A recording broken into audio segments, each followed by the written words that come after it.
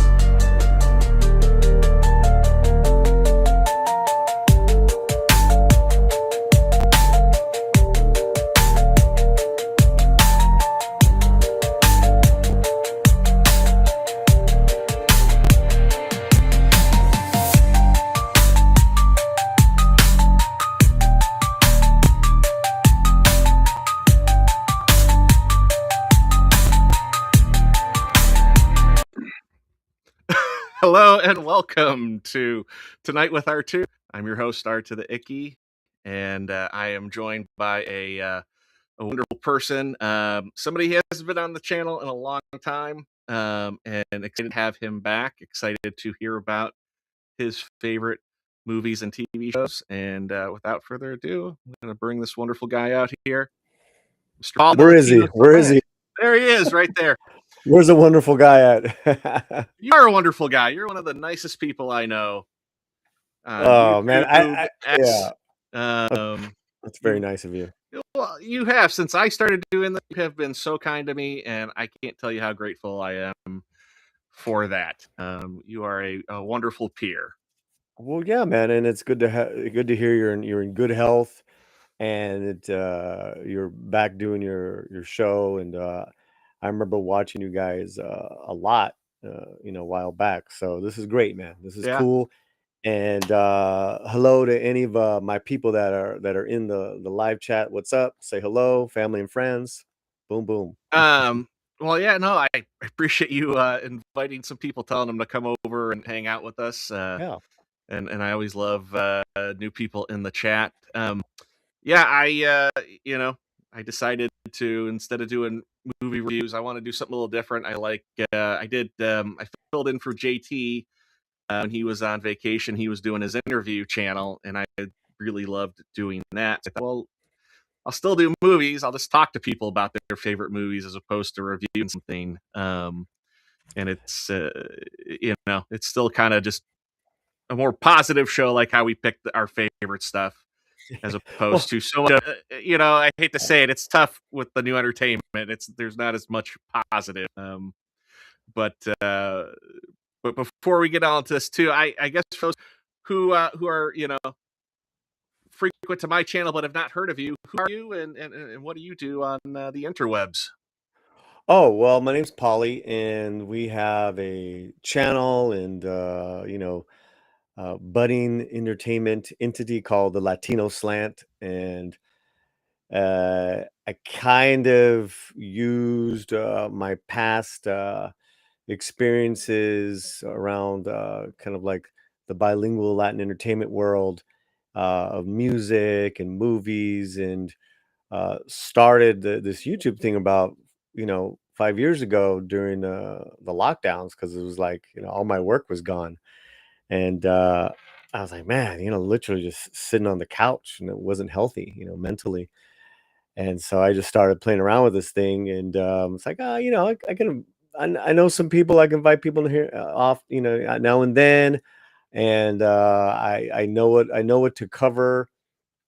There's always going to be that area of entertainment of homegrown U.S. Latino, you know, film, artists, books, movies, all that stuff around. And so it's like, you know what? Let me give it a spotlight. Let's celebrate it, and as we go along, let's see how this thing grows. And so, yeah, it's pretty exciting, man. We got now on our website, I have a half a dozen writers that are film critics. Got one in Mexico. Got a few on the East Coast. Sin's Corner, Sin is the editor now of the site. I have wonderful writers, man. She's one included. Rosa Para, I have, and I say I have. I'm lucky that they're part of this. D, the movie man, Anthony Perez, Alfredo Galindo in Mexico, and so and Cameron Pasha.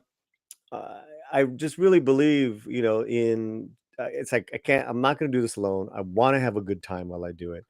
Let's bring in interesting people, and the great Fletcher Williams, who helps produce our YouTube channels, live streams. Yeah, it's kind of taken over my life.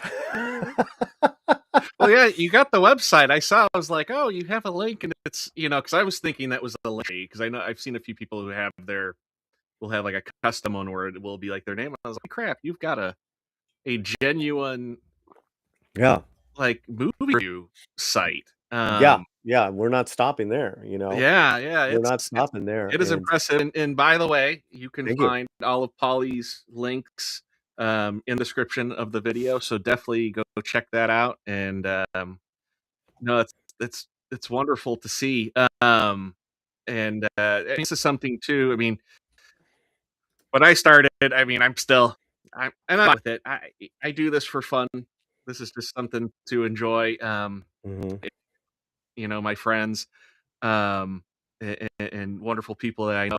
But when we started, I mean, you were, in my opinion, big name community of kind of just the people that kind of hang in and out, um, and around here, and to see Hmm. your success and how much you've grown. I know you were heavily involved with Midnight's Edge, doing Midnight's Edge Espanol. Yeah. I don't know how popular that still is, but I some friends that you had kind of essentially like freelanced out to help out there for a while, and that was really Yes. cool. And I heard that they were doing that. Um, but I think the fact that you've built a website is amazing. Uh, Yeah, we worked with some good people. That's right. I think Maria had Maria and Mhm. wasn't Lily And Lily. I produced? mean, Yeah. and that's the thing. It's like I have not talked to these people in a while, just because people have lives. We all have lives, Hmm. and it's like you cherish the working experience, and then if things change, it changes. And Midnight's Edge in Espanol has changed, so it's not inactive, Hmm. but it is in limbo, Sure. and that's where we're at right now. And I'm 55, man, and you got to know, as far as projects, anything is that uh, when it's run its course, it's run its course. You can't force it. Yeah. So we'll see where that goes. I'm still on Midnight's Edge, Yeah. and I absolutely love Andre. I tolerate Tom. No, just kidding. He tolerates me. We really are like freaking dysfunctional brothers, but he's Midnight's Edge is they're incredible. Stone Cold Loki is in the chat right now. Loki gave me like one of my first shots hanging out with him on his channel, Hmm. and it's just interesting as far as our journeys, whether it's online and or what we're doing with our lives. And like with Loki, Mexican Iron Man, I know these guys outside of YouTube now, and it's definitely wild, man. Yeah. It's a wild ride. It's amazing to make that connection. You meet somebody Hmm. online, and then you meet them in person and genuinely become friends with them. And I've had that with a few folks on here, especially T, who Hmm. is these days he's my best friend. And we've met and had family vacations together, and that all started from the guy who made the logo for After the Weekend. So I It's a totally get badass that. logo. I gotta hire Thank, him. yeah, thank you. Yeah, he does good work. But no, it's amazing. And I'm I'm just so happy to see all your success and to see it continue too. And it's it's amazing and it's wonderful. Well, look at man, look at we got I got some good friends listening in right now, and some people that work for the slant with us. I just don't stop. Like I literally just don't stop. Like there's always something to do. And I love doing it, and that's the key. Loki knows this. That's the key, is that when you don't love doing it, then it's nothing good's gonna happen out Yeah. of that. So, nah, man, it's exciting. What we're building on, what we're building, because we're our next. We just launched our next venture Okay. on the website, and so maybe we can talk about it later. But Sure. uh, and I just love bringing people on as well to my channel. You don't have to be Latino, you don't have to speak Yeah. Spanish, none of that stuff.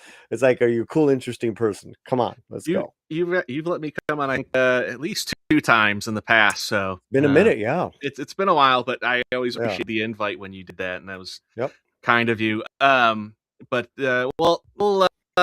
we'll start to get into the show more, and then yeah, towards the yep, end, we can talk more about that. We'll say hi to the chat. There's quite a few people here, but before yep. we do, I'm gonna say, hey, for 55, you're a good looking guy, man. Would not have Well, expected that when you said that. I was surprised. oh yeah, yeah. Well, listen, a big part of it is I got good genes, man. Yeah, Can I say that? I Is think you can. Sydney Sweeney, and Yeah, am I now like, part of some crazy group that says I have good genes? My parents, who are both, Mexican American, they are good looking people. So and they're like, they're still alive, very young, 75 and 70 respectively. Uh, that I get, that's a lot. That's a big part of it. And then a couple other things is I don't drink anymore. I got over 10 years sobriety, and I take care of myself every day for the that's most very part. good. Well, I was gonna say, I think it's definitely fair that you could say Polly has good genes. Yeah. I mean, nowadays, you take out the joy in like a fun kind of different campaign for a pair of jeans. It's like, dude, we've lost our joy, we've I lost our humor, we lost our satirical wit. Come on, I know. stop it, stop it. Can't have fun with nothing. Yeah, Everything's got to be. It's a yeah, mountain out of a molehill with everything. yeah. But I think fine saying that. We got Alaska Jeff. Howdy, you going to be lurking a while you drive? Thank you. He's always here. He's always listening. We've got. I think this somebody you mentioned, Sin's Corner. Hello. Thank you for joining us. Yeah, she's got a great channel as well, and she, like I said, she's the editor of the Latino Slant. Maybe somebody to have on the future on this channel. Oh, you love her. You love Yeah, her. yeah, yeah, Yeah. definitely. You can find me on X in the description of the stream. Yeah. Uh, Tom, who was here last week. Howdy, sir. Thank you for being here. Hey, Rogue Yeah, Attraction. Been a minute. Good to see you, man. yeah. We've got. Can read that. That's Jim Watari. That's my Jim Watari. dude. Hey, That's my dude, and we do yoga 3 times a week. Yeah. closest I do with yoga is I got a yoga wheel. I crack my back with all the time. Hey, are you doing that every day? I do it every day. I love it. Beautiful. Beautiful. And my guys know I give them certain exercises, certain stretches. I go do it at least every couple hours. Yeah, So, hey man, that's good. I did before the show. My back went crack, crack, crack, crack, crack, crack, crack, crack. so good, man. I know it Uh, is. It's super. But Jim I met through gosh, what was it? It was either Midnight's Edge or Doomcock. There's Stone Cold Loki. Polly's a YouTuber. He sure is. You know Stone Cold Loki? I don't. I've heard his name, but I Mhm. I will admit I have not checked out his channel. But sounds like I will have to. But I have heard his name mentioned quite a bit from some people.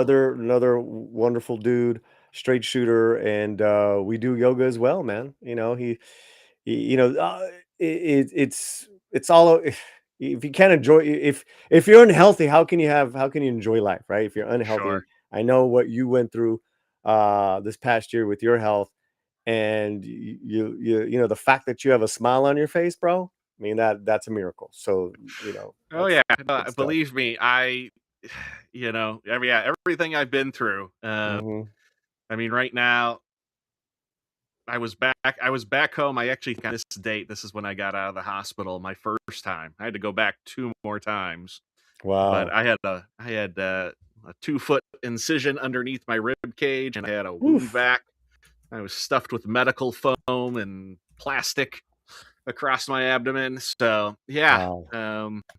it, it was great. So I'm happy to be where I am now. We got Roman of the Empire. Dude, I haven't seen Rome. You know what? I was thinking about Roman the other day. I think about you guys every now and then, that whether I don't see you live or see you in chats, and I always think about that person, like, and He's Loki knows what I'm talking about because we're like, oh, whatever happened to that person? he is very active every Thursday night. He's got a What? stream. Yeah, Okay, he's got a then panel. maybe I'm not seeing his alerts on my YouTube. I think So, I think he's doing. I think tomorrow night he's his theme is, because right, he's real big into toys. He's doing like, what are your best Christmas memories as a kid, like your toys that you got.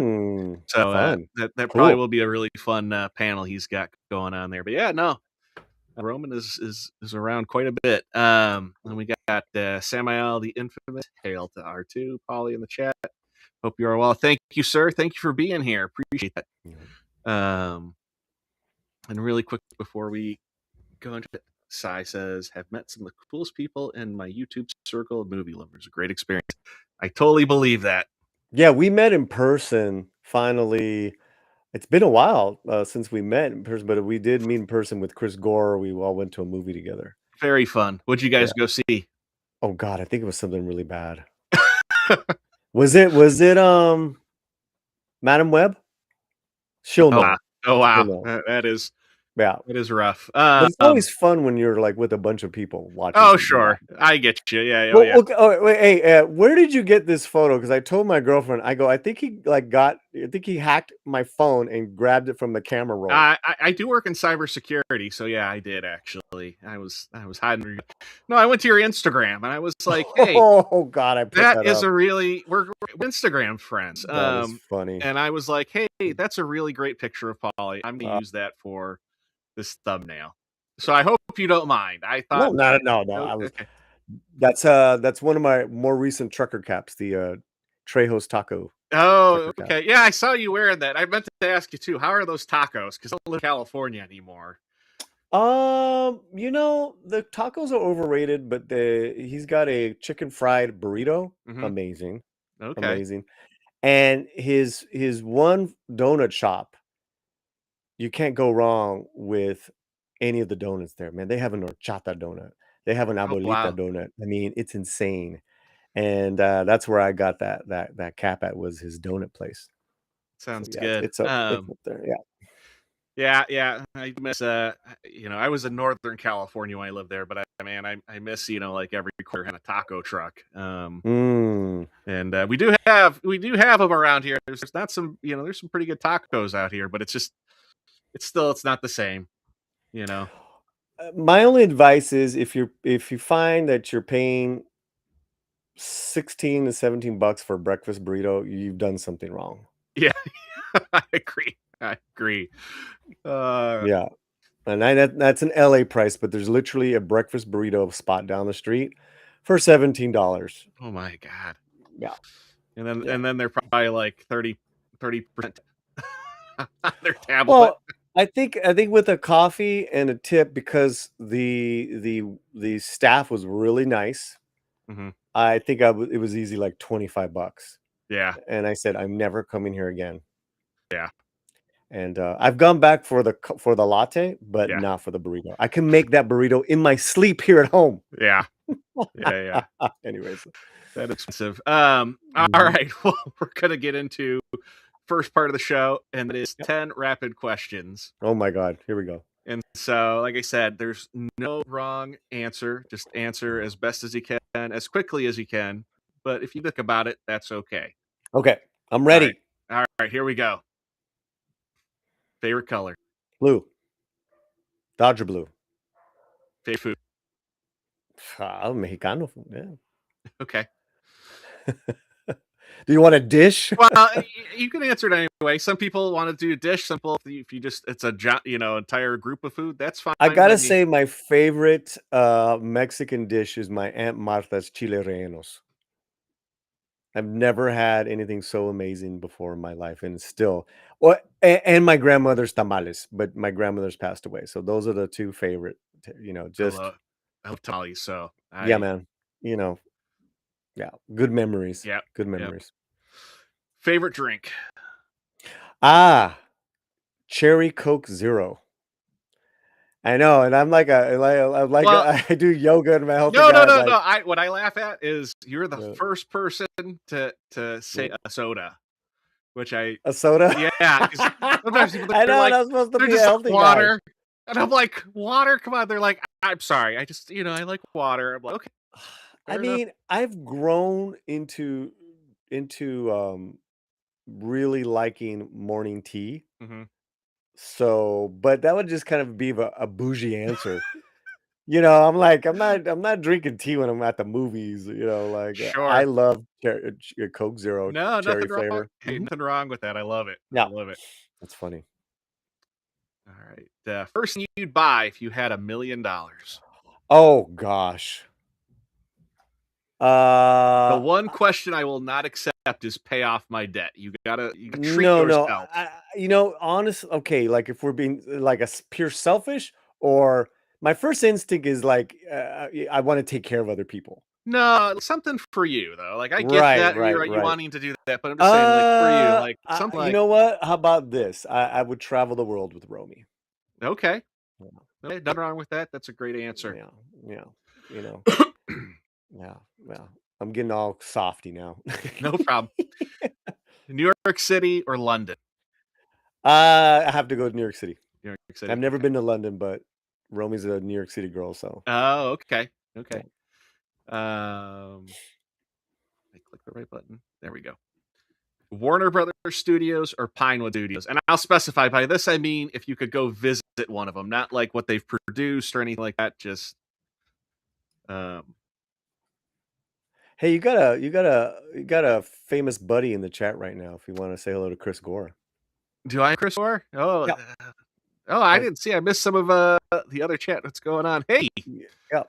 thank you I for invited a couple people to come and wow. watch. I can't believe Chris How Gore's did you get in my Paulie, chat. you jerk?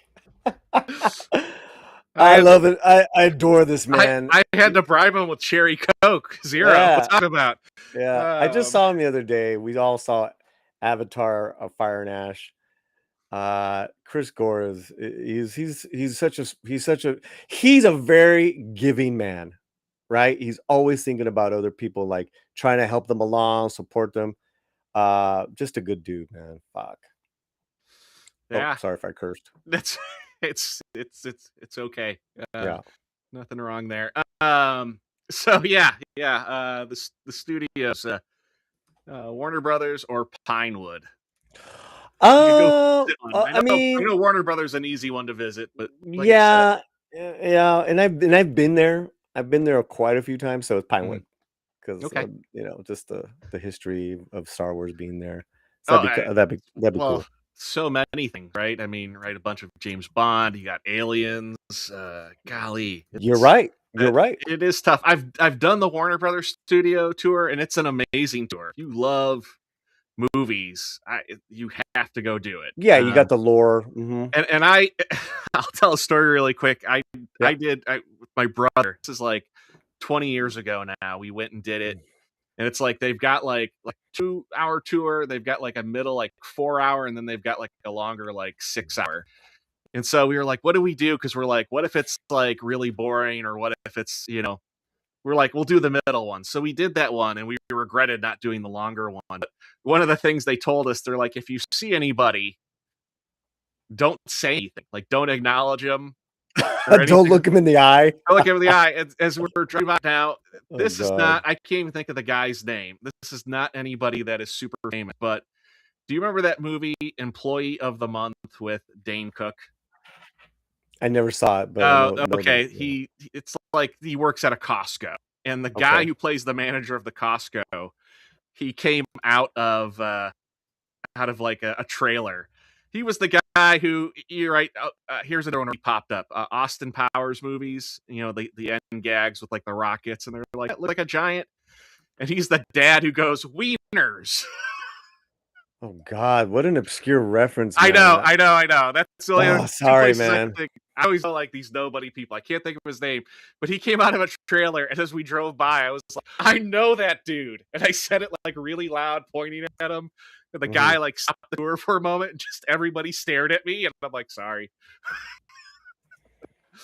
I mean, Uh, listen, I mean I'd imagine that's like that's fun for people that come that are not from LA, right? yeah, Because we really do run into these people, and they're just regular people. yeah, yeah. I get. It is cool when you see them on set, though. It. That Yeah, is a blast because all of make believe is happening, and you're just like, wow. And I yeah, remember having that experience in the 90s. I was a PA, a post PA for Viacom, and we were on the Universal Studios backlot. It's a really working, facilities. And they were shooting Jurassic Park 2. And you remember in that movie, they had the RVs, yeah, right? And the RVs were dangling off that cliff at one point, yeah, and they're all trying to like, stay alive. And then the T-Rex are beating up the yeah. RVs. That was shot off, I think it's like either a 4-story or the 3-story parking lot structure. They built an entire side of that. They built the cliff. It was so awesome. And I remember when they were building it, I would have lunch there because in front of it, there's a whole like lunch area.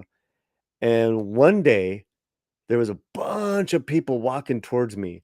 And you had like people pointing here, pointing there, pointing here, pointing there, and like a little guy in the middle that kind of was just like, chill, okay, chill. And he got closer and closer to me, and I was like, oh man, that's Steven Spielberg. Oh wow.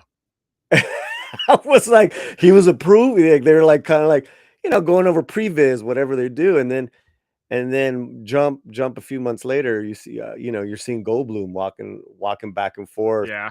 in all black, or whatever. Man, I was like, man, this is so cool. A good friend of mine went to USC, and Hmm. one of the film classes he took, I think for junior or senior year, he told me Spielberg came in for like the last class, and everybody Hmm. got to talk to him and ask him a question. And he said it was so much fun. He said he was such a nice guy. Um, but I mean, a lot of them are. A yeah, lot of them are. And I do have a USC story with one of my favorite movies, and we'll get to it later on. okay. Yeah. Yeah, I was gonna say, at this point, I feel like we could go on about stuff and get derailed here. Yeah. We'll go on with it. Yeah. Um, Daniel Day Lewis or Jack Nicholson? Oh God. Woo. So two, three-time Academy Award winners in actor categories, though. Nicholson has one supporting actor. Yeah, I mean, I'm gonna go Nicholson. No problem. Yeah. Yeah, there's just and I love, don't get me wrong, man, I love Daniel Day. But there's just too many Nicholson moments that I grew up with. Sure. So, I don't know, I Yeah. I mean, I Mhm, kind of agree. Nicholson has kind of done a bigger variety of things, where Daniel Day Lewis always kind of seems to do the in same. It's intense roles, yeah. intense roles. It's always the most extreme. Like you've never seen him do at least like one comedy or something like that. It's always he He's is tried. I don't know if My Beautiful Laundrette was a comedy. sure. It's a little lighter, but nah, that being said, I mean, he's a goat too, man. But Nicholson is Nicholson, so yeah, Nicholson. Stein says my colleague Justin saw Christopher Waltz at the grocery store and was working on Frankenstein. Like Frankenstein. Waltz dropped some nuts all over the floor. Oh my god, Uh, that's funny. That's funny. Christoph Waltz. I mean, that's another really great actor as well. yeah, yeah. He seems like he would be an interesting person to meet. Yeah, Did Uh, you see, Frankenstein? I have not, and Mhm. I've been meaning to. I know it's on Netflix. I've been meaning to just find Mm. to watch it because I've heard a lot of people really like This it. this is my Frankenstein poster. So, I saw Frankenstein at the Egyptian theater, 70 millimeter print, amazing. I saw it twice there, and I bought this poster because these sketches are in the film, you know what I mean? Yeah. And, I got this tote bag, this on a white tote bag, I got that for Romy. And there's a great quote on the bottom that Oscar Isaac says to the to his monster creation son at the end of the film. It's just Okay. beautiful. Yeah, it's my favorite movie of the year. That's cool. It's one Mhm. thing. Another thing I miss, with moving, leave California for Arkansas is we do not have any like great movie theaters out here. I mean, they're very basic. I I miss that there's just nothing that's like when you go watch a movie, like it's just an amazing place to go watch the movie. Yeah, there's a we're very lucky when it comes to that in LA. Yeah. Very lucky. I mean, Frankenstein's still playing in the movie theaters here. Yeah, no, I saw that it's still Yeah, you in know, theaters, so and don't listen to everybody, but there actually is a lot of great culture here in LA. Not just the movies. yeah. Yeah. Nah, I believe that. I mean, I know that too. I mean, I've been down to LA before, quite a few times, so But there's yeah, but Nicholson, The Departed, As Good as It Gets, mhm, of course, One Flew Over the Cuckoo's Nest, The yeah. Shining. I mean, yeah, it really is a no-brainer. I mean, well, and just right. I mean, think about when he did the Joker in Batman. Sure, Yeah. I mean, he does. absolutely. I agree. Like I said, though, I feel like there's not a wrong choice here too, because you can No, make a lot no, of good this arguments yeah. for Dan Day. Next one, Oscar winner Susan Sarandon or Halle Berry. Ooh. I just randomly found photos too, by the way. Oh, man, why are you doing this to me? Why are you doing this to me? Haley Berry, Okay, no but problem. God bless Susan Sarandon. Uh, Yep, yep. yeah, yeah, that's all I'll say. Keep it clean. No problem. Yeah.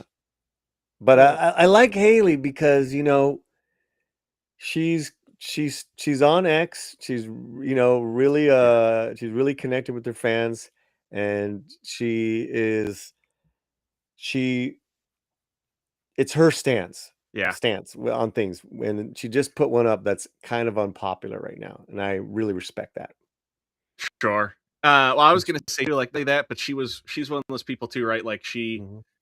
I think it right. It was for like Catwoman, or like she won like a Razzie for it. She came down and accepted it. That's right.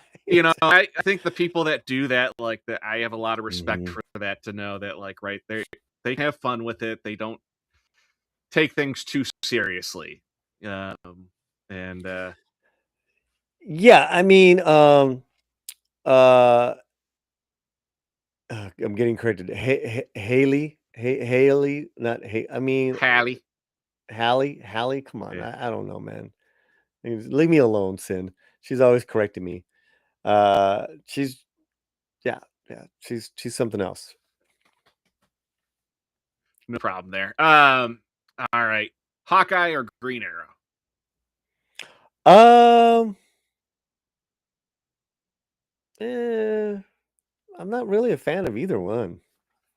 So I mean, I don't have a I connection. try to throw like a movie gadget in there, and sometimes Yeah, I have trouble. So I was like, I'll throw character in here. So yeah. there's I mean, it's a stupid. My stupid answer would be I like Jeremy Renner, so Hawkeye. okay, no problem there. All right, now here's the big one. So I call this keep, change, or delete their career. Ooh, whoa. So Keep, change, or delete their career. yeah, Keep it, Uh, change it for the better, or delete it. all right. Well, you're gonna keep Harrison Ford. Okay. You're gonna change uh Carrie Fisher, and hopefully she would still be with us. Maybe change Yeah. her, her substance problem, and delete Mark Hamill. Mark Hamill. Yeah, Fair enough. yeah. No I disrespect, Mark, no. There's, but like I said, part of this is you have to make a tough choice. Sometimes I do pick people that, like, I know, like, they're like, I hate these people, and it's easier to pick the one you want to delete, and it's tougher to pick the one you want to mhm. keep. But yeah, yeah. I thought you were gonna do like three different women actresses or something like Oh, that. no. I actually, it's what I thought of. Like, Mhm. I wonder how much he's going to squirm on this. And man, you were quick with it. I was impressed. Yeah, I would love Harrison Ford's career. I think any actor, would. I mean, what a career! It's still going. My Yeah, God. And yeah, yeah, yeah. Mhm. yeah. Well, no problem there. Like I said, I think Yeah. though you were the quickest to answer that. Though I just am more impressed with that. Yeah, yeah. Yeah, no, makes sense. All right. That was fun. Yeah. Well, thank you. I agree. That was a lot of fun. All right. Well, we are gonna get into your picks. Okay. And we'll start off with your movies first. Now, I do pick your three favorite, but you sent me four, so you're Can we getting my. just say to the chat, to everybody, how cool what you've created here with your show? This is like so cool. You got the We production, oh, you got your categories.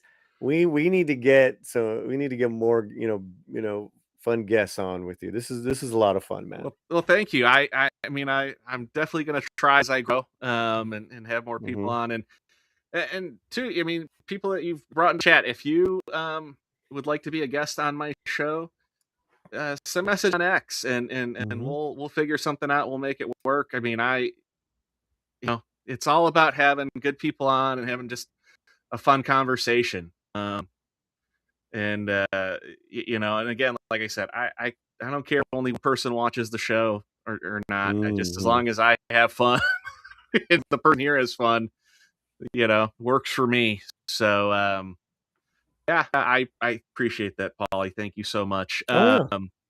So yeah, like I said, normally I do three, but you gave me four, and it's not a rule, it's a guideline. So we've got four picks with you tonight Okay. All for right. I each. I, I kind of remember some, but all right. I Well, don't know. I forgot. and the first one we almost had a snafu here.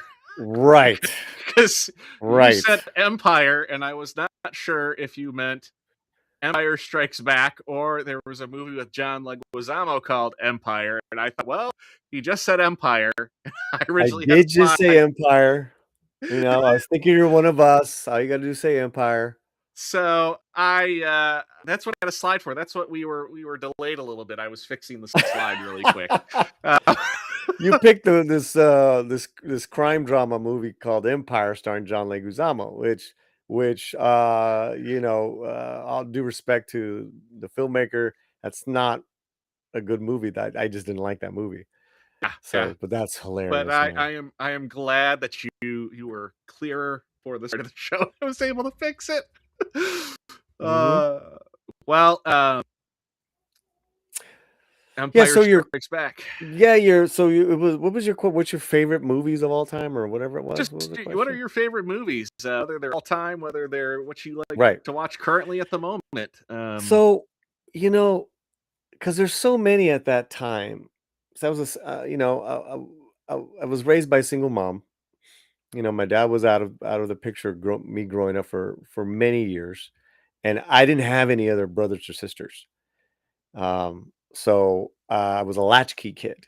That's what they called us. In the summer of 1980, I would take the number 12 bus to Westwood Village. My dad would give me money because that's where he worked. He was this big time hairstylist. And I had my run of arcades and like the 12 movie theaters in Westwood Village. And I went to the Avco and saw Empire Strikes Back 9 times. And I think that says it all. I was very young with Star Wars. Here I was 9 going on 10. This was it, man. This was it. This was an era though, like, I feel Mhm. like with films, like, you could watch a movie like that, just you could go watch it 9 times, like, I know exactly what you mean by just Mhm. watching movies like that, eh, I always have to stop and think, I'm 42 now, um, Right. so Yeah. I didn't get to I mean, I wasn't born yet when this set came out, but I did get to see the re-releases, when Mhm. the Mhm. 20th anniversary had hit, and, I mean, getting Mhm. to see those in the theater, uh, such a treat, so but I can only imagine being Well, 9, 10 years old and y watching this, yeah. how just Yeah. blown away you had to have been by it all. That Yeah, I first think we'll yeah, from 7 till about, I'd say 15, you know, movie going was my life, when my mom totally supported it, and at the same time, that's when she started getting me into, like, performing and being in, like, little theater groups. I was such a ham. Um, but it was not at that time about, any type of ethnic identity, in regards to, what I was watching, it kinda sucks, but it wasn't shown to me until, like, I was a later teenager. Then that so I'm still in that age of innocence and wonderment with all these films. I think you can even say from Jaws to, like, Back to the Future, all of them, but I'm like, "Well, this is the one, though. If there's gotta be one," right? Yeah, you can say Raiders, you can say Karate Kid, you can say Rocky, but if you're only giving me 3 choices, I'm going with this one. yeah, well, I just was gonna say though, like, just, like, Mhm. imagine how blown away and exciting all of it too, like, the special effects, and then too, right, to you that first time where Darth Vader's tells Luke he's his father, you know, Yep, Han Solo gets trapped in carbonite, taken away, you're like, is and he and gonna Boba stay Fett was a alive? bad dude. He wasn't a Yeah, goofball. yeah, He but I was a mean, bad like, dude. you're like, "Is he Mhm. gonna live? Is he gonna die?" I mean, it left you with so many questions on such a cliffhanger, Well, and everything, right? The Planet of Hoth, the snow speeders, yeah, the Tauntauns, um, uh, and then Yoda. What was that? yeah, What was that? That's probably one of the greatest creatures ever created. Still is. I mean, they're yeah. still living off those fumes with Baby Yoda, Oh, yeah. and that's alright. They tried to get Frank Oz, right, like, a supporting Oscar nomination for doing Yoda. I mean, it's Yeah, that big yeah, of a performance. Um, yeah. So, yeah, that's definitely huge in my childhood. yeah, Huge. Mhm, I it's gonna say for me, I have the enjoyment of getting to show all this stuff to my son, and I mhm, get to relive it again now through him, which is really fun. mhm. What's funny is for the past couple years, I've tried to get him into the original Star Wars. Had no interest. A year ago at school, Mm, teacher, they listened to the Duel of Fates in music class. mm, And he's like, I want to watch Star Wars. And we got to go mhm, take him to go see the re-release mhm. and in the theater of Revenge. Revenge. Yes, Yeah, I was there. I went to that yeah, too. Yeah. yeah. And that was actually that was fun to rewatch that in theater. Much as I'm still like, the original or the prequels are like, yeah, they're okay. They have their moments. They're not the original trilogy. But just him, he is now so excited. But at the same time, too, my son is very much. He's like, I don't really like the sequel trilogy. Like those are terrible. It's like, but You know, um, kid, he really loves the prequel stuff. the sequels, if anything, really made you, respect the prequels. Hmm. Boy, those got a lot better. Oh yeah, they And certainly did. yeah. And to you right, you mentioned Jaws. Mhm. last this past summer, I took some time off work after I was feeling better, and we watched a new movie every day that he hadn't seen. So I was like really big on showing him something new, and I showed him Jaws. Nice. And that was a lot of fun to watch. But that the moment the Alex Kittner gets eaten and the spray of blood comes up, we're watching it in bed, and he goes, "Whoa!" He sat up so fast. He was like, he was terrified, shocked, and like that was cool all at the same time. It was so funny his reaction. I loved it. So That's great, man. yeah. Getting to watch all this old stuff with him, it's so much fun. But you are the first person to pick a Star Wars film for this as well. Oh, You're really? the first soda person. You're the first Star Wars person. Oh. Um, Yeah, I mean, it's just that's my yeah, age. I'm just showing my age, you know? I lived this. yeah. No, Chris Morris is in the same, age, you know, well, he's a little older, but yeah, that's just the age, man. There was just nothing like those times. yeah. And Fletcher has some comments here. He says Mhm, shots where Lake uses his Jedi powers to retrieve the lightsaber from a distance were achieved by having Mark Hamill throw the lightsaber away and then okay, running in reverse. Yeah, I mean that right. That's kind of like an old technique that they would mhm, do. little trick. Yeah, That's cool. and he was disheartened, acting opposite a puppet for days on end while everyone else was making the rest of the movie. I've heard about that too. That was like right because when Mhm. you're making it, it's very different when after you see the final product, and that yeah, I can imagine that could be tough. Now, are you talking about, acting in front of a puppet? Are we talking about Ryan Johnson, The Last Jedi, or are we talking Empire now? There's Hi-oh! yeah Hi-oh! that's the shade Yeah, Paulie's that's the throwing there. shade Yeah. because, you know, Jake Skywalker took over. Um, to cheer him up, Puppy Frank surprised him by having Kermit and Miss Piggy come out in the middle of the scene and ad lib a bunch. That's funny. That would be great to see. I'd love That's to see funny. that take. Yeah. Yeah, no, wonderful choice. I love it. And Well, the myth and the talk as a kid was so loud and crazy, like where Darth Vader came from. Oh oh man, yeah, he was from a lava pit. Yeah, they're gonna show him coming out of a lava pit. Watch, you see. That was yeah, crazy, man. And then, like you said, what is Boba Fett? It's a mean dude. So yeah, yeah, Lando Calrissian, Cloud City, just Lucas just flexed hard, man, with all the yeah. different worlds and great stuff. Dagobah, great stuff. Oh yeah, it's such a good movie.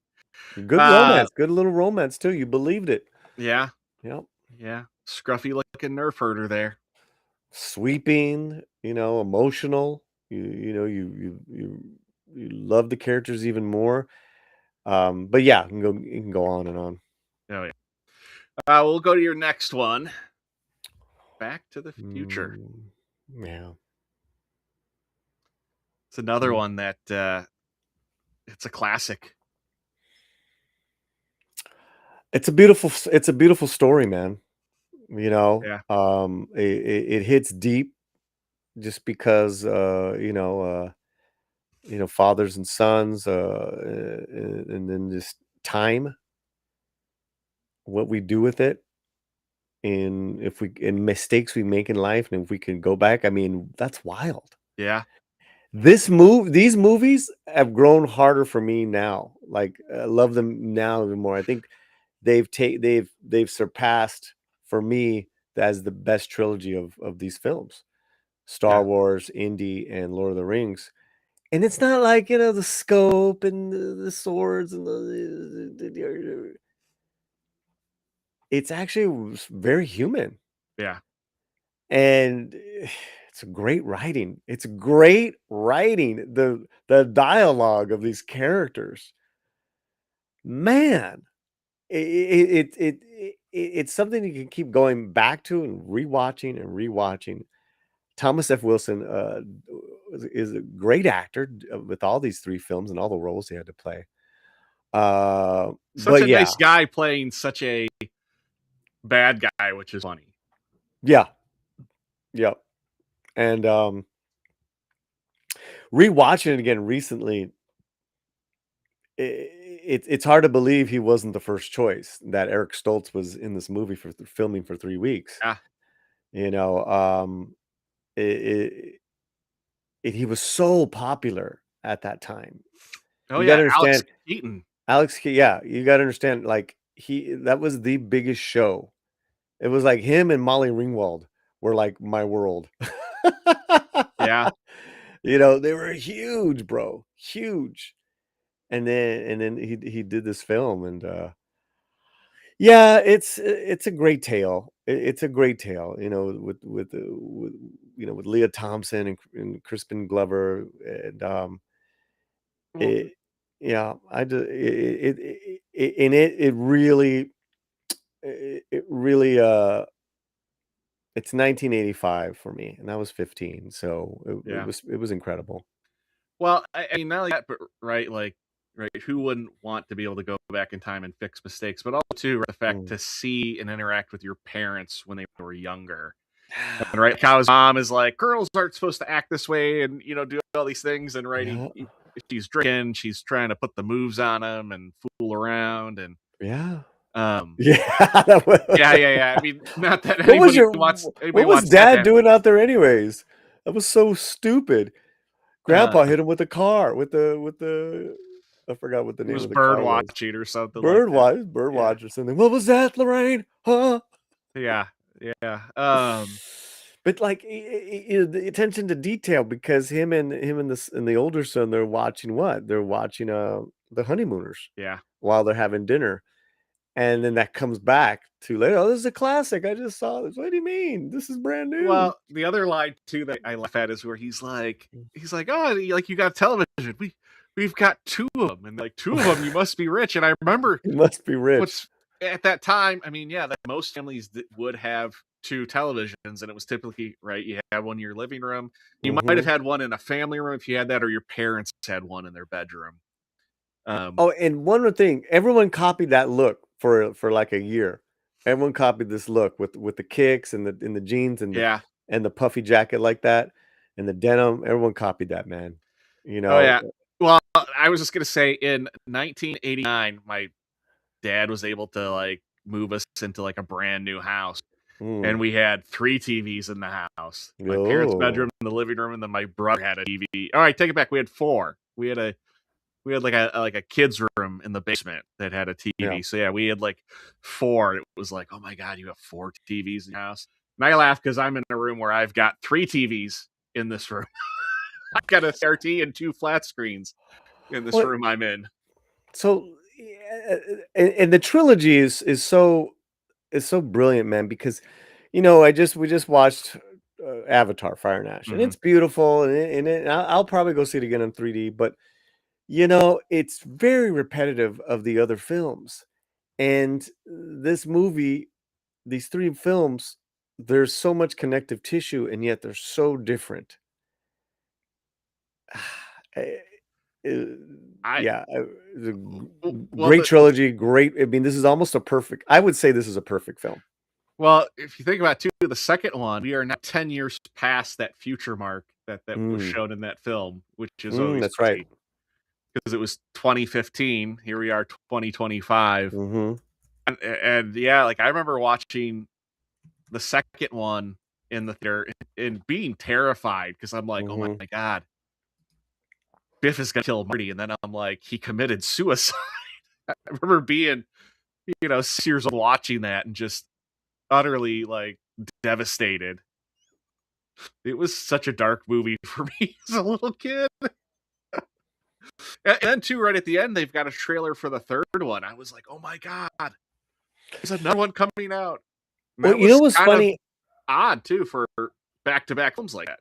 Yeah, Loki, he had a birthday end of October, and that's when they had the 40th anniversary out, and it was out in theaters, remember? And it made millions. Yeah. And he saw it, he went to go see it for his birthday, and he literally said it was it's the original one where at the end they don't say "to be continued." And I was like, "Oh, that's cool." Yeah. it's just one of those that music when you hear it, it's just Mhm. I mean, even looking at this the whole time we're talking, I hear that theme Mhm. when I look at this and love that. And Yeah, we also had it's like it's a shame that this ride is no longer at Universal. Like I really hate that some of those oh, classic God. rides like Jaws God, I vaguely is gone. remember that ride. Yeah, that's right. When Yeah, it came out, it was it a big it's deal. on YouTube. There's actually, like it's not 3D, but there's somebody actually put, like, a high quality version of the ride you Yeah. can watch, and, Yeah. yeah, no, I agree. This is another one that it has definitely gotten better with age, It's wonderful. I and mean, and this is also another film too. Like, and these are rare too. Is like our best friend and Romy. Like, we can all watch this together. yeah, Don't have a lot of those, yeah. right? Um, because we all have different tastes, men and women. Da da da da da. Boom. Well, but this is something too, though. Like you'd be watching, just flipping through the channels, and it's on. Doesn't matter where it's on. You can just watch it. Yeah, you pick up. Yep. Yep. Yeah. Yep. There's one thing I was gonna mention about this, but now I forgot. It's okay. Mhm. Yeah. Oh, the only downside, I just it's tough to do because right, it's a trilogy, it's 3 films, but at the same time, there was always more part of me where it's like I wish they could have done more exploring with the time machine. I mean, I get how it ended, but it's one of those Yeah. things Like, where like Mhm. adventure wise, I've always wondered like what else could they have done. Well, they alluded to the doc having really traveled Yeah, with Clayton, with Clara and the yeah. kids to where they've seen some stuff. That's pretty cool. And sometimes our imagination, like, it's just better to leave it there like Oh, that. I'm glad they did. yeah. Um, No, I agree. it would kind of been cool, maybe in the right hands, for it to be a TV series. Yeah, it kind of is a little quantum leapish, right? You can almost have Hmm. TV series like that. It lends itself. Yeah, Yeah, totally. yeah. Hmm. No, I Yeah. I agree. But But it's got to be in the right hands, man. it does, Jeez. Oof. Yeah. and there's very few people I think that could handle it, and those who could, right? It's a tough thing to where you want to do television or Oh, not no, oh, and do I it. think and there was that, there was all and think about it too, they had to recast a lot of people. Hmm. And that was not, and they were able to pull it off. Elizabeth Yeah. Shue obviously came in because the first girlfriend, the actress, I believe, was just too tall for Michael J. Fox. Well, Because her in between, her mom got sick and she quit acting. yeah, I've heard that too, but I don't doubt that, but Yeah. I just know that sizing is huge when you're casting. Sure. So Eric Yeah. Stoltz and her, perfect, because Yeah. she's shorter than him, but it's like, that also makes sense. And then of course the whole Crispin Glover debacle, Oh, yeah. and they basically wrote him out, which was interesting because you're able to do that because it was always helping the dad fall, make sure that romance happened. But it was always Doc Brown. So thank God they didn't recast Doc Brown. That would have been too much, or write Doc Brown out. Yeah. That would have been catastrophic. So you think about the challenges that they had to do with 2 and 3. Oh, yeah. So, yeah. Uh, no, I totally agree. Yeah, I Mhm. do remember the cartoon that there was one. I don't remember watching a whole lot, but he says it Oh. chronicled the Browns' adventures. Okay. Oh, really? I gotta, you know what? I need to check that out. Yeah. See, Wonder if it's by then, when was that? By the 90s? it was in the early 90s. Oh yeah, Yeah. I was in Yeah. my 20s. I was off. I was, Yeah. yeah. I don't know, you might be able to find something like that on Tubi. Tubi always has some obscure cartoons on it. Yeah. But so this one, you're gonna have to say the name of it. I am not very good with Spanish names, so Yeah, this movie's called Amores Perros. Depending on how you translate it, life is a bitch. Um, Mexican film from about 25 years ago by Iñárritu. And this is the same director that's doing the Tom Cruise movie coming up. Like, it's huge. Him and Okay. Tom Cruise, what they're trying to pull off. Iñárritu has done The Revenant with Leo. God, did he do Birdman with Michael Keaton? He's done Babel with Brad Pitt. So he's done a lot of Hollywood films, Okay. all because of this movie. And Tom Cruise, about 2 weeks ago, it's one of Tom Cruise's favorite films. He came out with a dedication, loving, celebrating Amores Perros. What it is about is the intersection of three different lives at a car crash, and there are dogs involved. It's brutal. It is probably the most Mexican movie that I've ever seen, in its beauty, in its brutality, in its life, and its death, all playing out at once. This is this is one of the greatest for me in my culture, that this set the tone, because up until then I'd been used to more of, like, like La Bamba, the Chicano films, which are wonderful, Blood and Blood Out, all these other ones, Selena, even Selena, those are all our American side. This is the other side, where you're like, man, these are like different types of Mexicans. Who are these people? And they're also from different socioeconomic classes in Mexico City.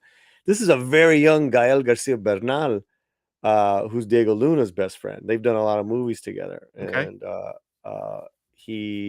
I'm trying to think of like some American stuff he's been in.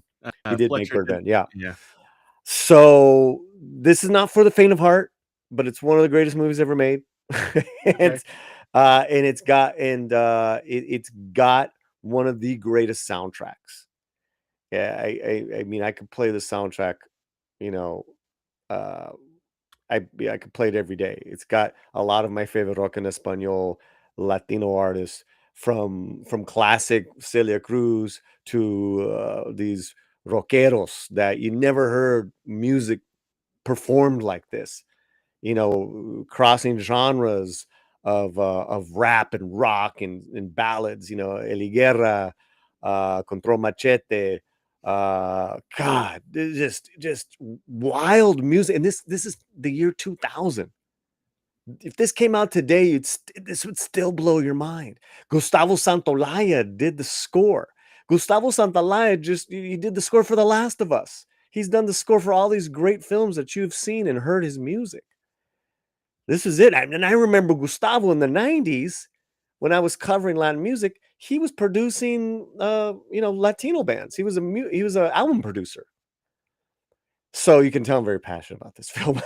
Oh no, that's nothing You know, wrong with that. I love it. yeah, Um, yeah. it, It's because I was what? Gosh, 30. And this was at a time where stereotypes and opportunities for Latinos in the business were really still really shitty, and the portrayals predominantly were really bad. This was on another plane, man. This was so inspirational. that was And I can't speak. I mean, I cannot speak this enough. This closing shot that you see here, uh right underneath Gael, you can see the where silhouette he's of a guy walking walking. away. He's walking away from society. He's done. He's done at the horrors he's in. And it's the same old man with the dogs, Okay. right? This was so inspirational. Ang Lee recreated this with Nick Nolte and the dogs in the Incredible Hulk movie. Oh, I okay. don't know if you remember that, right? It was his homage to this freaking movie, man. Oh, oh man. And then there's dog fights. Yeah. It's not for the faint of heart. You got to kind of When I was searching for a thumbnail, I saw a lot of like Mhm, it was like there's some dog fighting going on in this film. mhm. Um, and this thumbnail had a poster, and then it just happened to have some screen caps from it. So, um, I don't Yeah, and brutal. so the young guy, there's a car crash with the young guy with the old man, and then this woman here who's like I believe she was a high end like a very well known public figure, like a model or and so her life is changed because you're like you know just they shredded the crash shredded her leg, and it's just three different stories that you follow along. No, Yeah, one of the main things I remember about Motorsport is that I didn't like the characters, and I didn't like the movie. I mean, okay, Cindy, these are my favorite movies. I appreciate that, but she always rains on my parade, right? Maybe I shouldn't have invited you over here, uh, but listen, this well, isn't. well, well, This Rosa isn't. does I want to. say this. So, Yeah, yeah, but Rosa Para. This is really cool. Let's go back to USC 25 years ago. They had a screening of this movie, and I had already seen it, and I went to support it because at the screening at USC was the director and Gael Garcia Bernal. No one knew who they were, mhm. but we did, right? The people that went to this movie and supported it because we believed in these guys. Alfonso Cuarón, the director of Prisoner of Azkaban, he also did a movie with Gael and Diego Luna called "Y tu mamá también." I mean, these three directors, right? Iñárritu, Cuarón, Del Toro. They're all they're all Mexican bros, right? Mhm. They've all created so many amazing films the last 30 years. My point is that we knew it. We knew it 25 years ago. It's like yeah, Chronos, we knew Devil's Backbone. Come on, let's go. Cuarón was doing crazy stuff, and then he was doing these English movies with Ethan Hawke. What's going on? He come back and does a movie in Mexico. So we saw this screening, bro, and it was on the same night as the Academy Awards. Oh, wow.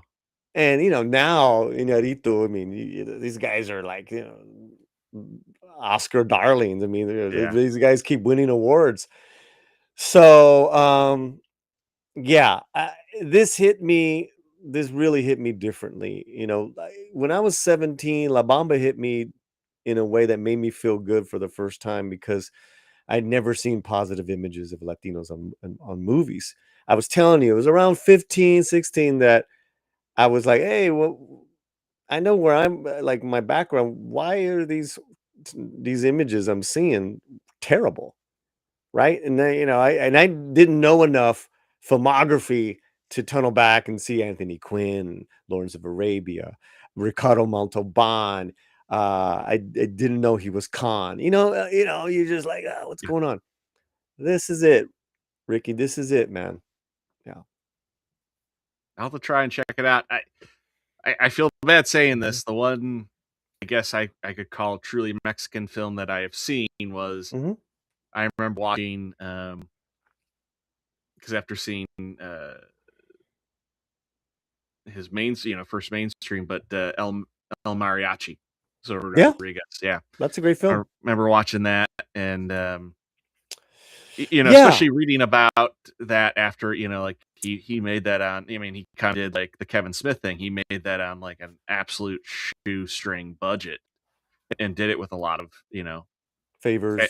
yeah, favors, some family and friends, and Yeah, well, uh, really, it was Carlos Gallardo that called in the favors because they shot in his hometown, the lead mhm, actor and the executive producer.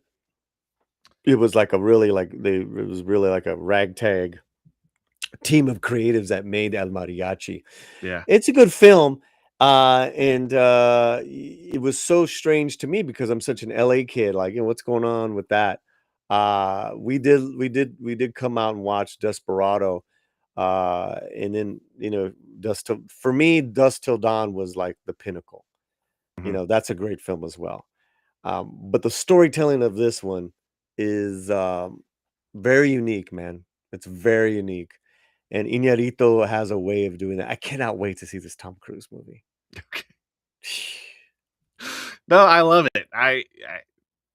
I'm glad that you're being passionate about your Yeah, and choices. I'm passionate about all these, right? It's just at different times in my life. No, but this right here, Mhm, in mhm, comparison from you talking about Empire and even Back to the Future, mhm. you can Yeah, just you could hear it, yeah. and that's great, and I Yeah, love it. and, because I'll get a lot of times on the bigger channels, Midnight's Edge, I'll get heat for like, "Oh, Paulie's woke, Latin representation." It's like, you guys don't understand how shitty it's been for 100 years in regards to bad presentation. Sure.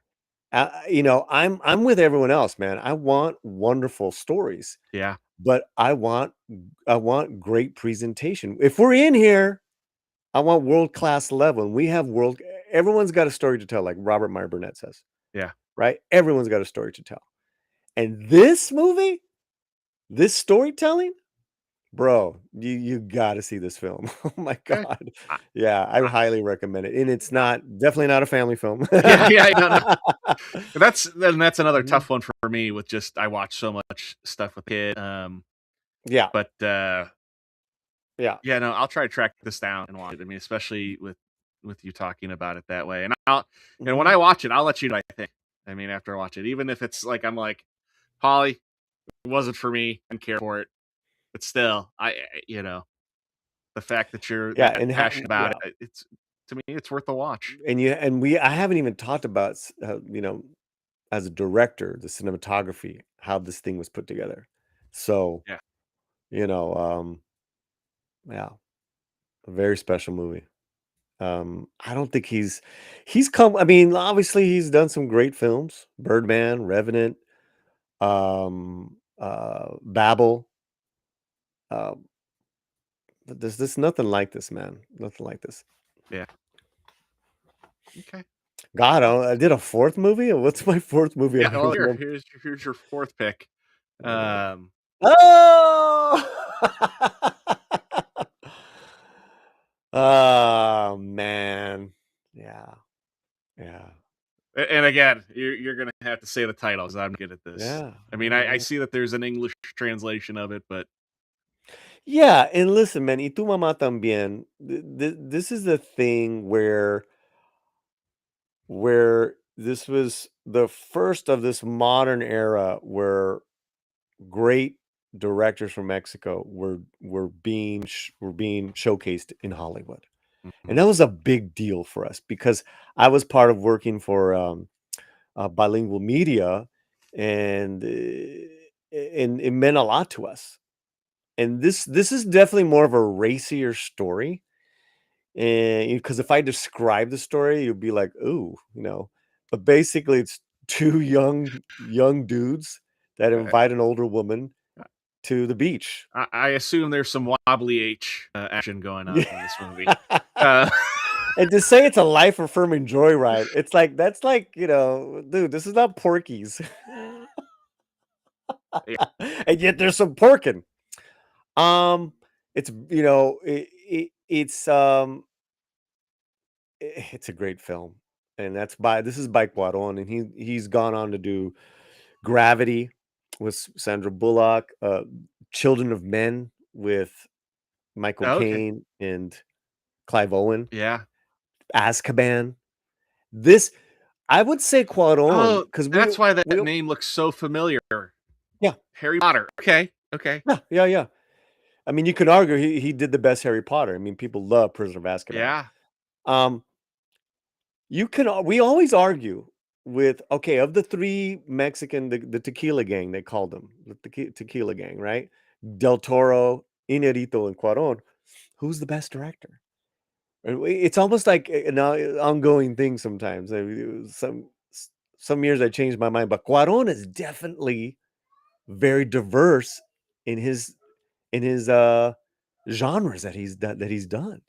He did Great Expectations with Ethan Hawke and Gwyneth Paltrow. Oh, okay. He did The Little Princess. And then he does this very Mexican adult take on, a coming of age story. There is some sexual situations, very adult. You So, don't say. huh? I said you don't say. Yeah, yeah, and it does take a salacious turn, Okay. but it's, man, it's life, man. That stuff happens, especially when you're young, and it's just and then her ordeal. Maribel Verdú is a Spanish actress. I Mhm. mean, she was in La Belle Époque. She's been around, and she's still doing movies. You might not recognize her, but I'll mention two other things she's been in. She was in Pan's Labyrinth, and then she was in The Flash. She played the mom. She played Ezra Miller's mom in The Flash. I think That's her. I That's I her. did kinda watch that, but, like, I was, like, half paying attention because it was just, like, Uh huh. it's not good. Alright, now I'll have to go back and check that out now that you said that. Yeah. Okay, okay. So, yeah, and again, incredible soundtrack. This one was a little more, even though they're younger than me. This one's a little more, It was a relatable film a for you? little. I connected a little bit more just on the wild tale of these two guys, and well, leave it at that. I'll leave it at that. Sure. And it is just, incredibly shot. Alfonso Yeah. Cuarón doing a road movie. Dang. Um, And then he would go back to Hollywood. He kinda was, really done with Hollywood after Great Expectations and, Little Princess. Then he goes back to Mexico, he does this, and then he kinda got reinvested, and he was off to the races with his career again. yeah. So, yeah, man. Well, I was just gonna say though too, you brought up something with, you Mhm, know, kinda getting grief about, being woke do you want culture. I don't think there's anything wrong with that. I mean, I think having films that showcase other cultures is good. And, again, it's just right as long as it's a good story. I well, and appreciate it's that very too. different, right? Yeah. And Right? I've Like seen some other foreign films too that right there, mhm, it's not a US film. I'll give you an example. One film that I really like that, I thought was really, really good, I saw it years ago, was at mhm. ex-girlfriend's house. Her mom rented it. Like, her mom always for foreign films, but there was one in particular that I really enjoyed, and it was Monsoon Wedding. It was an Indian film. Yeah, One Wedding, sure. Yeah, and, I thought it was great. I've seen it a couple times. I really enjoyed it. And even to, like, the original, Outsourced, which it's kind of like an Indian film too, um, or Indian American, um, Mhm, but seeing those where again, like showing off different culture, it's they're good films. They're good stories. They should get mhm. more Well appreciation. Even too. I mean, and Chris Score is a big part of this. RRR. I love that film. That's one of the mhm. most fun films I've ever watched. I was blown away. I wanted so much more after I watched that. It was so much fun. He's got a new movie finally coming out, the director. Okay. And again, it's like, these movies are a part of my office, whether they're posters or the soundtracks. That's why I pick these, but there's a lot of other ones I love, of Sure. course, but these are the ones that I pulled out for you guys. No, I love it. I love it, and Mhm, I one of the things I and like to do is hearing about things I know nothing about, things that are new, mhm. because it's so tough to find something new in this day and age to watch that's good. So, I love the recommendations. Yeah, yeah. It'd be a trip to see, like, if and when you see these both films, and come back and tell me which one that you liked better, or if Sure. you didn't like them at all. That's fine too. Yeah. Yeah. No, I get it. Yeah. What is, si in it's interesting though that one of my favorite Potter films is Prisoner of Azkaban, and my favorite Blade film is Del Toro Blade 2. Yeah, I mean, these guys have gone off to direct very commercial films, and part of franchises, and then they've also have conquered Hollywood with original pieces. Cuarón, I think, went back and did Roma. I wasn't a big fan of Roma, uh, but he did do Gravity. He did do Children of Men, which is probably one of the best films of the century so far. That's an incredible film. But they've done some, these directors have done some incredible work. I mean, Frankenstein's my favorite movie of the year. Yeah. Yeah, that's one I gotta check out, and that's one, yeah, I keep hearing people talk about, so, Yeah. Oh man. yeah. I usually get my movies in when, like, the kid goes and stays, family. How old is Goes he? over his he's 11, Nice. and, Yeah. y you know Do not show him any of these movies that No, no, no, I no, wrote. Dude. he I'm fortunate enough I have a kid that wants to be a kid. Like, he Beautiful. Love he it. enjoys being his age and being young and just wants to experience things, that kids like. He's never trying to grow up, and, I love that, and I try to enjoy as much of that as possible. Yeah. I did though we did go see the new Predator film. He really liked that a lot, and I did let him watch the original Predator. Um, and, the original Predator and The Matrix are the only 2 R-rated films I've ever let him watch. Wow. But those are, The Matrix is up there, man. yeah, he really loved The Matrix. He thought that Yeah. was I great. mean, the And Predator, man, Elpidia Carrillo, the Latina actress that survived with Arnold. yeah. She was doing some great work back in the 80s. I also dig, I definitely oh, hey, the miss Yeah, alright, Mrs. hey. R2, yeah, she can watch stuff on her phone. I have to watch Mhm. stuff on a TV screen. Um, she's always watching stuff, yeah, on her M phone, so Mrs., if you like music, get the soundtrack to Amores Perros. Listen to the soundtrack and then get back to me because there's some great songs, man. Yeah, some great songs. Yeah, Elpidia Carrillo. Some great actors, man. These are, that's Diego Luna right there. yeah. Yeah, Baby no, Luna. he's Baby Luna, who I still say really can't act in English. He's a really good actor in Spanish. It's not yeah. the best, but I've never bought him in English. Ugh.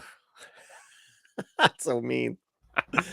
That's so Uh, mean. well, Yeah. hey, fair enough. Um, Yeah.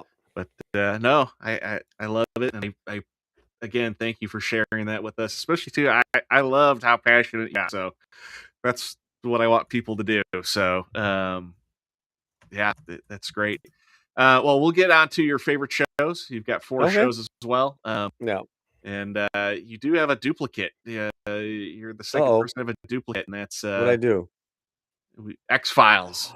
We've had X-Files been Oh. picked before, but hey, it's a great series, so, Yeah. um, I do not Yeah. blame you at all. Yeah, it's all about time, what touched us at certain parts of our lives. I was dating a very beautiful woman at the time, an actress in the business, and she's no longer with us. God rest her soul.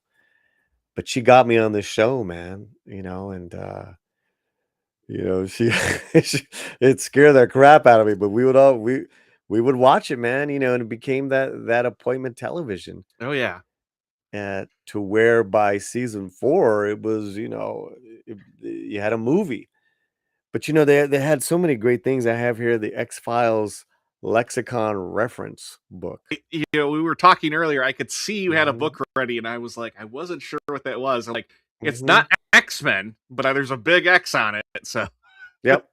Yeah, this was given to me by my cousin, uh, because, this was what made in well, this, when this came out too, like, Fox was not really taken seriously as a network. I mean, they had No, this was Simpsons, it. but Yeah. but the Simpsons were silly and funny. But when this came along, this Mhm. really is what solidified Fox as a serious network. Yeah. And here's my DVD box set. Oh, here, you know what? I'm sorry, I should have done this when you pulled the No, it's book out. alright. Of season 1, I have all the seasons. I have all the seasons. Yeah. I got these a great deal at a record shop a few years back. Now, these are the truncated ones. I had the original ones that opened up, Okay. and those cost a lot of money back Yeah. then, but I knew I wanted to get these. Um, yeah, yep, yep. And I forgot who. Oh, Paul Chato recently did a video on the pilot, and we talked about the pilot of the X Files. Um, yeah, it was really cool, man. And there was a couple actor friends that I knew that got to be on the show, so that was really dope too. That was That's crazy. awesome. That Uh, was crazy, man. yeah. You know, I, he I think my buddy Luis, who I went to school with, he made it on one of the final seasons of the X Files. Oh, and the great Vic Trevino, he had a great role in one of the episodes. He was an archaeologist who got sick, Latino character. Oh man, some great well, stuff, man. it's great about it because it did have a storyline, but then they would kind of you get those like Monster of the Week episodes with it. They Hmm. kind of give a little bit of a breather, and like almost like it was like a good way that maybe you hadn't been watching, you could step in a little easier, and then you'd realize that there's more going on, but you could slowly pick it up.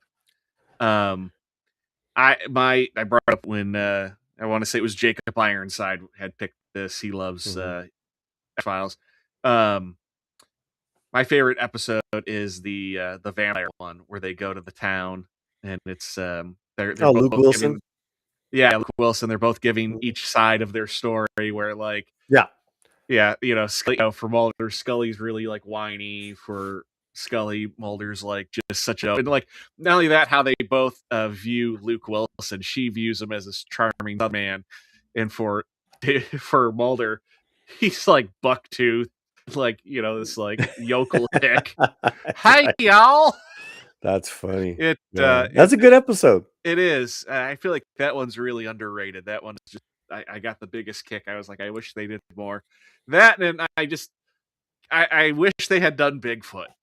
That was like the only thing that they missed. I wish they had done a Bigfoot like episode. Well, Chris Carter's an LA boy, Yeah, and he had been writing and been part of the writing system for so many years before he pitched this. Uh, so he struck gold with this, man. And yeah, I loved that they did break it up. That it wasn't always a monotonous, like the government stuff. yeah, They had the monsters of the weeks. Then they would have the like a two-parter. yeah. So they got their formula down. Yeah, Favorite it's episodes. Oh God. There's so many, man. Tombs was great because it had that great character actor. Um, Monsters of the Week were some of the strongest episodes when they started doing storylines across episodes and seasons. Got a little stale. Still a great show. So that was great. There was a really creepy. I mean, they did creepy really well, yeah, right? What was that homeboy? Remember, he was into the funeral guy, and he was into collecting the parts of the hairs and all that stuff. Oh man, he was yeah, evil. And then like he came back again in another episode. yeah. Well, then Ooh. there was the other one. Mhm.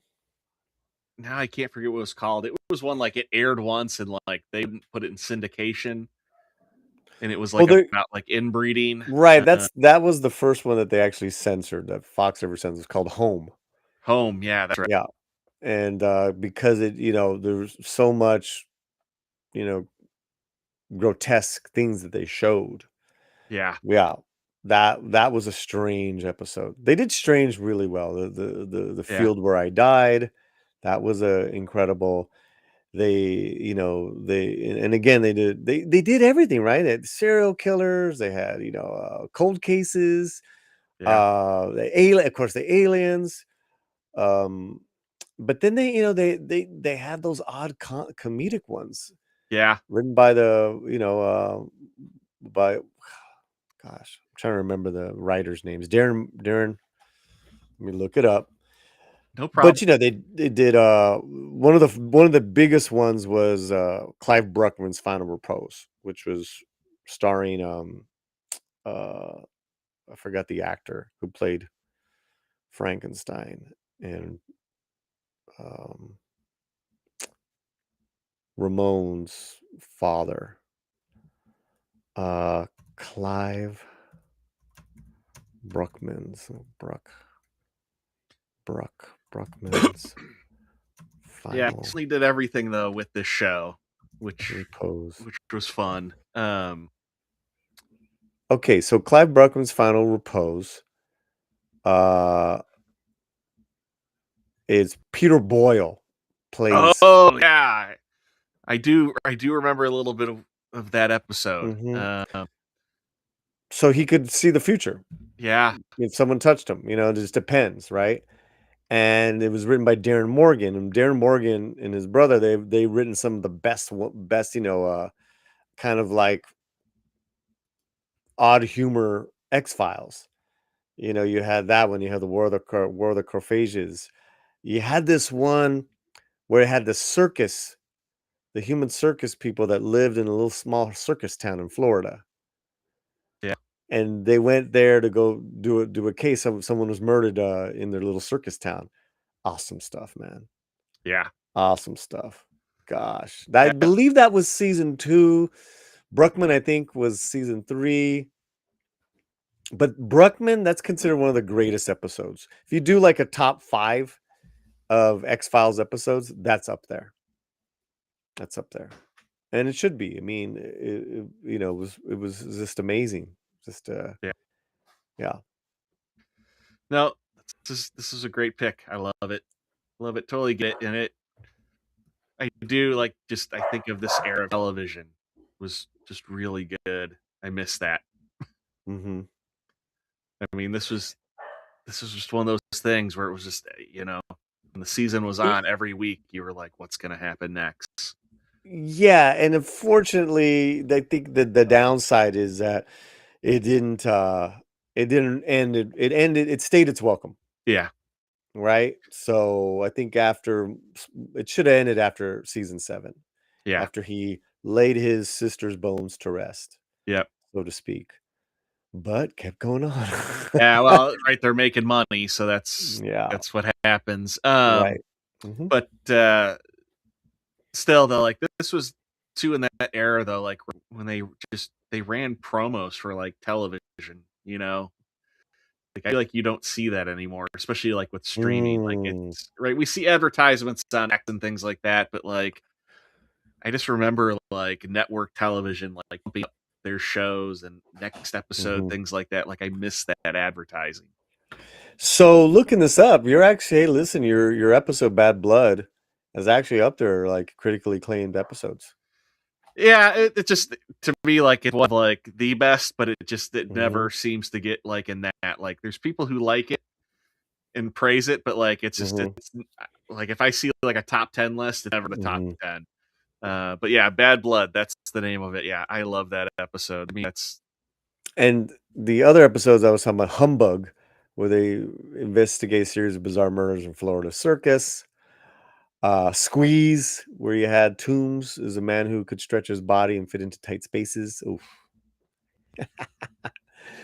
And that was the same actor who was in he's a creepy little actor. He was in Shawshank Redemption. okay. He played the jerk coworker, like he was like his he got in because his Tom Hanks, he got in working for Tom Hanks's character, but he was a Um, terrible person in the wait, in the wait. movie. in the Are you talking? movies. No, no, no. Oh, no. You're not talking about Shawshank. You're talking Green Mile. You're talking Green about Mile. Sorry, Green Mile. yeah. Yes. The guy who married the 16-year-old girl. The guy who married a 16-year-old? Yeah, What? yeah. Doug Hutchinson. He taught acting classes, and he married one of his students. She was 16. I can't think of what her name was. What? Yeah, that was like this big. It was always like I think they had like a show on E back in the day. Whoa. I can't. Courtney Stoddard, I think was her Yeah. name, or Stodden or something like that. She was 16 years old. He like convinced this girl's parents. Yeah, but Well, let's stick to yeah. he was like Yeah. 54 years old. I'm not kidding. I know who you're talking about. Doug So, Hutchinson. anyways, that's the actor who played He, um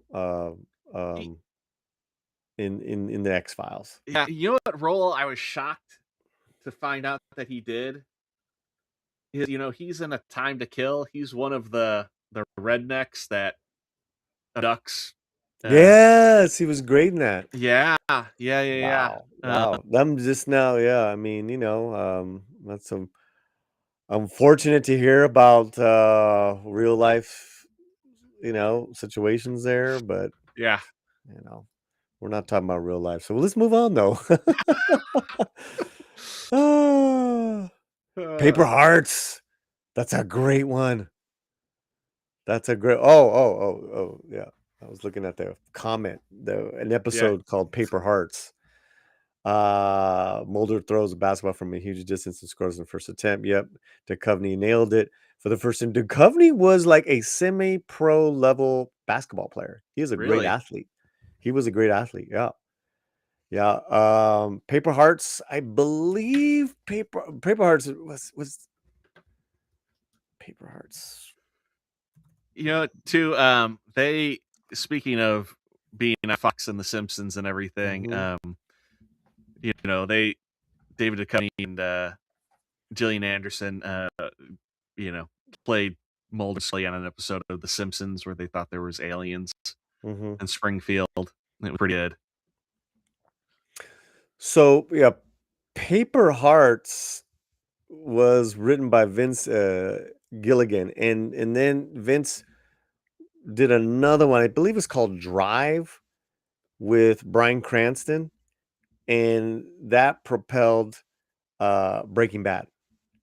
Okay, And also, too, Final Destination was an unused X Files episode that just became the movies. really? Oh yeah, Huh? yeah. That's interesting. I did not know that. Yeah, I mean, Obviously, because you look at the writing, the writing credentials of all these people from the X Files. I mean, they've gone on to written some of the stuff we like, love. From Fringe to Final Destination to yeah. Breaking Bad. I mean, these guys were, at the top of their game. I did like Fringe. Fringe, kind of felt like Hmm. not a spin-off of the X-Files, but it felt like the X-Files in spirit, I guess is a better way to put it.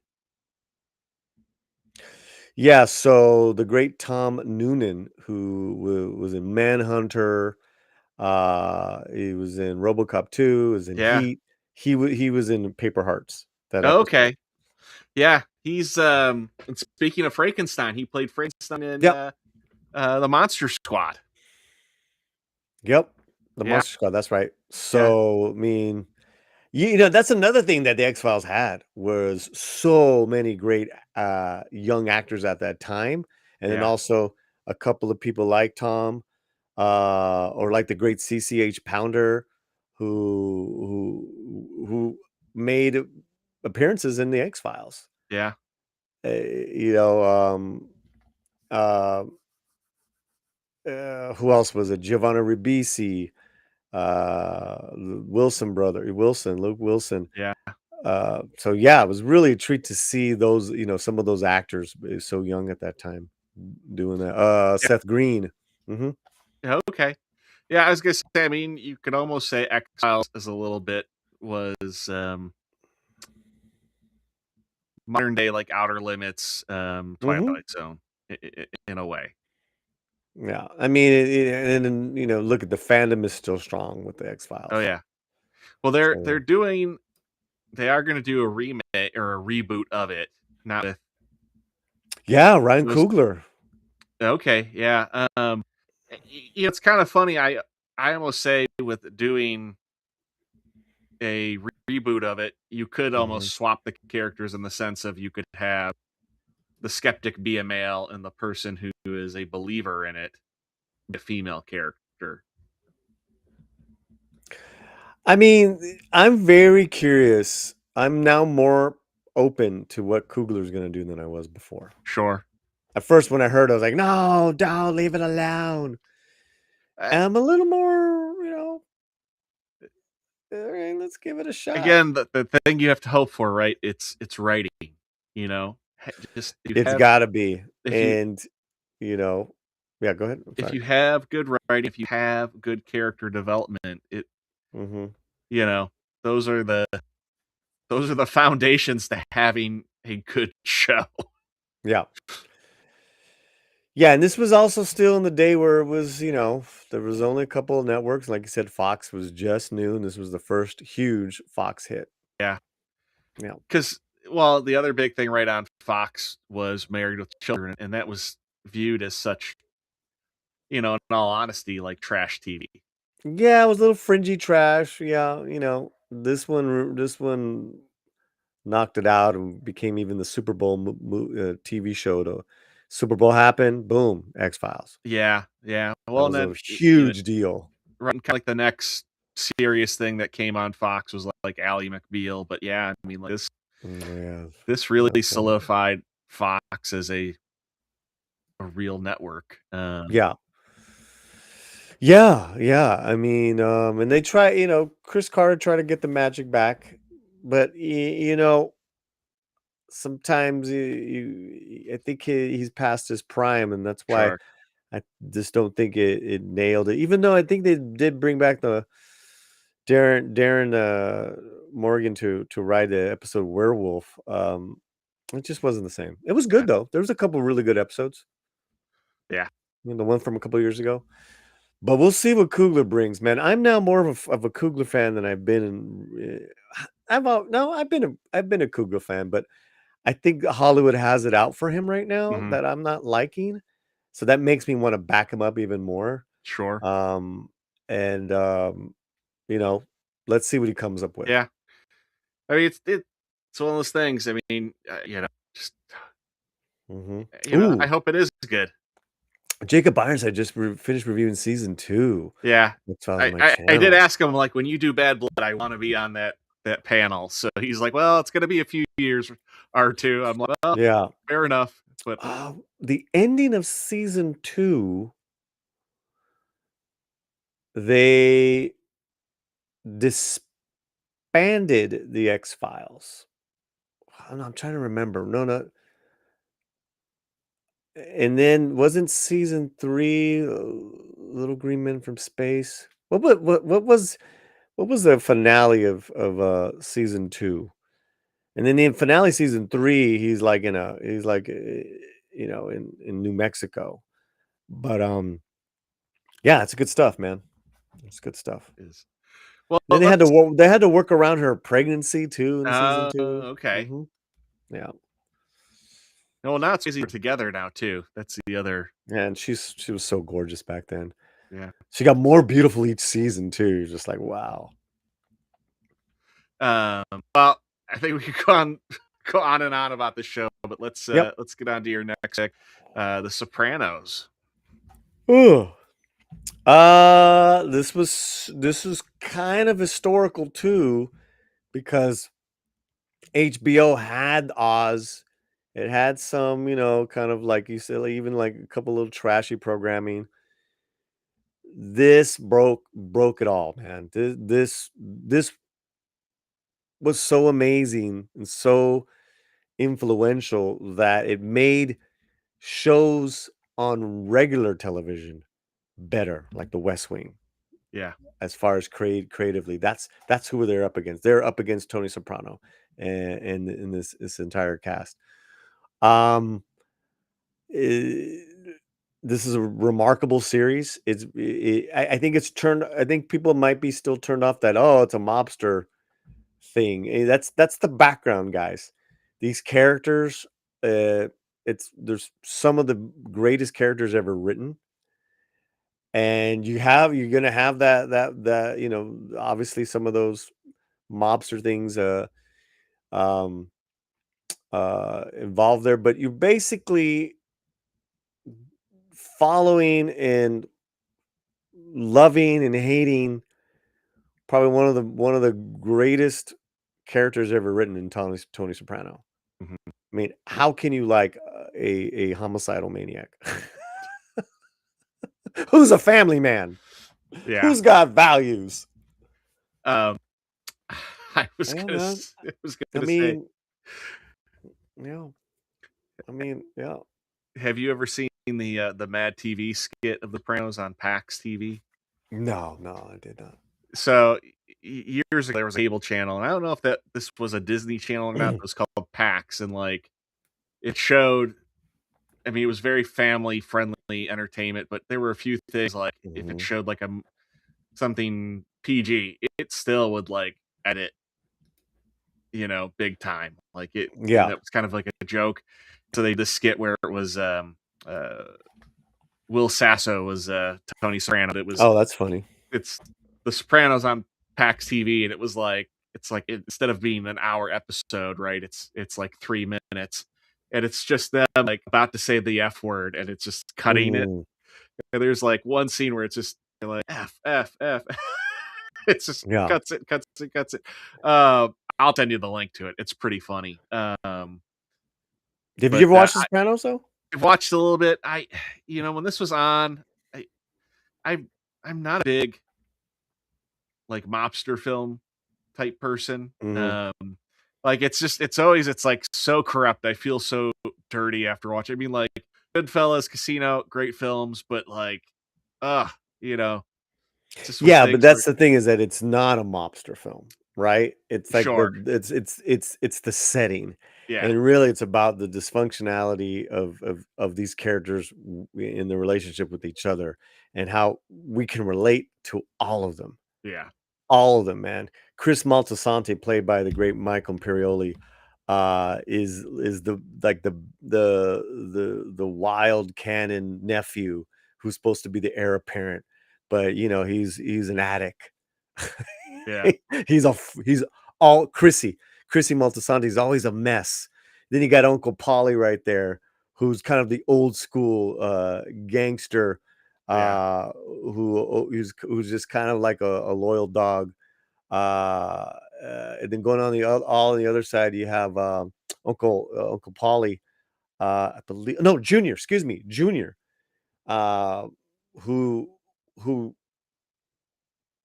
love and hates his nephew, hmm um, Tony, that he tries to have him killed. Man, I mean, this is it. Maybe some people, depending on who you listen to, maybe it was okayed by the mother. But it's not because they're like, oh yeah, I'm a gangster. It's like, oh, you're a bad son. I mean, you gotta understand, and it goes back to it, and we're going back to the connection with Tony Soprano. One of the greatest characters ever written was that this guy starts having panic attacks, so in passing out. That's why he goes. Someone suggests a shrink, mm, played by Lorraine Bracco. yeah, Amazing stuff, bro. And then you have Edie Falco, who won all these Emmys for her performance as the loyal, loving wife who made she's basically sleeping with the devil, and she's very religious. She's justified everything. yeah. Well, then Oh I man, was gonna say, yeah. Hmm. isn't like later on too? Like I don't know if it happened or not, but like she's very close to like having an affair with one of The priest. no, another guy who Oh shows up yeah, in. yeah, yeah. Well, because he's out banging everybody. He's got Yeah, girlfriends, side friends. I mean, it is again. It's like this awful character, and yet you love him. and her journey, her character as the wife from the beginning to the end is absolutely amazing. They all are. Yeah. They all are, and some are tragically heartbreaking. Yeah. I mean, and this show ended at the right time. A lot of people hated the ending. It is what it is. Yeah. It's I mean, very open to interpretation. well, right, that can be difficult, right, to Mhm. when and how you end something. Seinfeld, I did not like the way that Seinfeld ended, Yeah. but it is one of those. It's like, well, how do you end it? I mean, you either end it where it's just things go on and we don't see any more of it, or you end it in a way where it's what happened. These TV shows, guys, that I picked, these are shows I rewatch every other year, every year. Hmm. Like we're you know Yeah, we're rewatching, and I've done that with newer shows.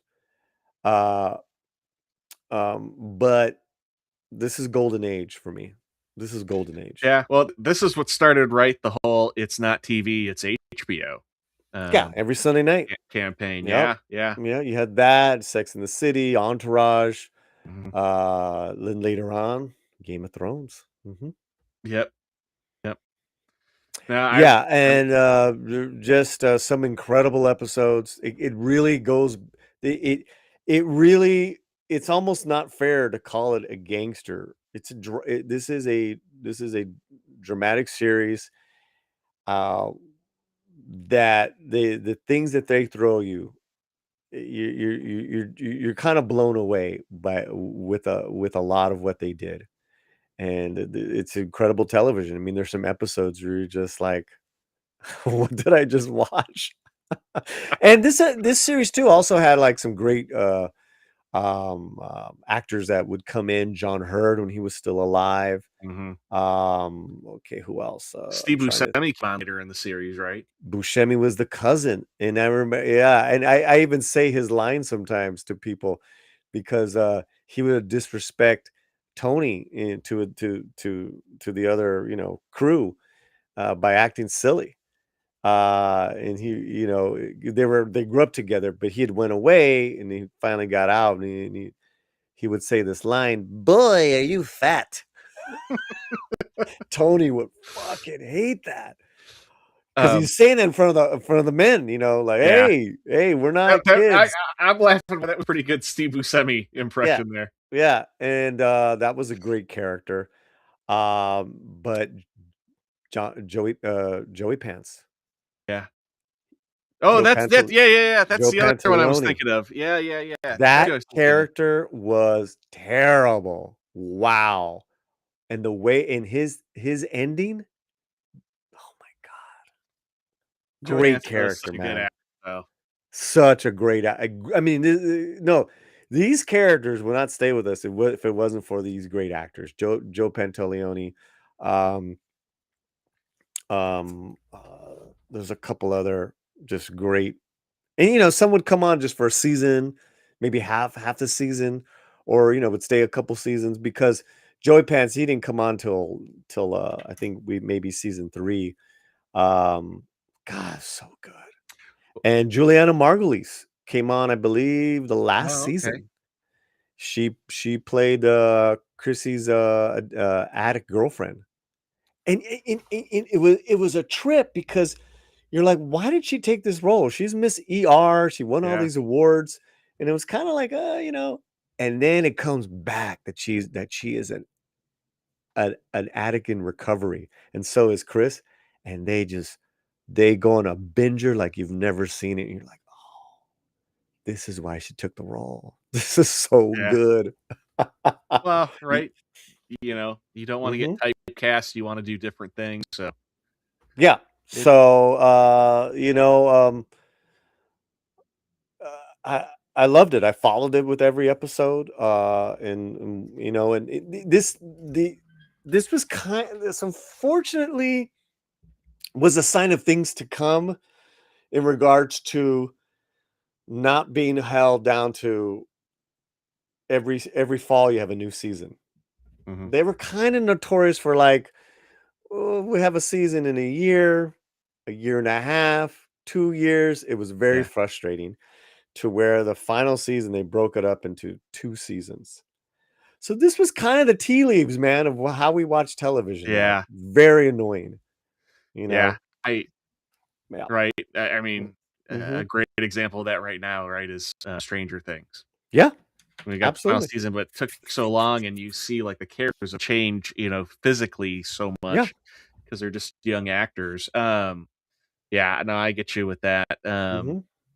But And this took you in different places, man. I'm telling you guys, it got into the existential, into the spiritual. I mean, they went there, uh, along with what you would expect. Some of the, there are going to be some gangster elements, sure. but it's just Well, beyond, man. I have Max, so I can certainly check this out. I'll have to give it a try. Start with the pilot, take Yeah. it from there. Now, real quick too, before we go to our next one, they did a prequel where Yes, James Gandolfini's son plays him. yes, the Many Saints of Newark. Yeah. And the What'd you Many think of Saints that? of Newark is about it takes place around about this is when Tony Soprano is a kid, Hmm. but it's about his like a second cousin or whatever it was. It was Maltasanti's dad, and that was played by what's his name? Nivolo Alessandro, no something. I forgot. That guy is a really good actor. And it takes place in the 60s. Hmm. It was good.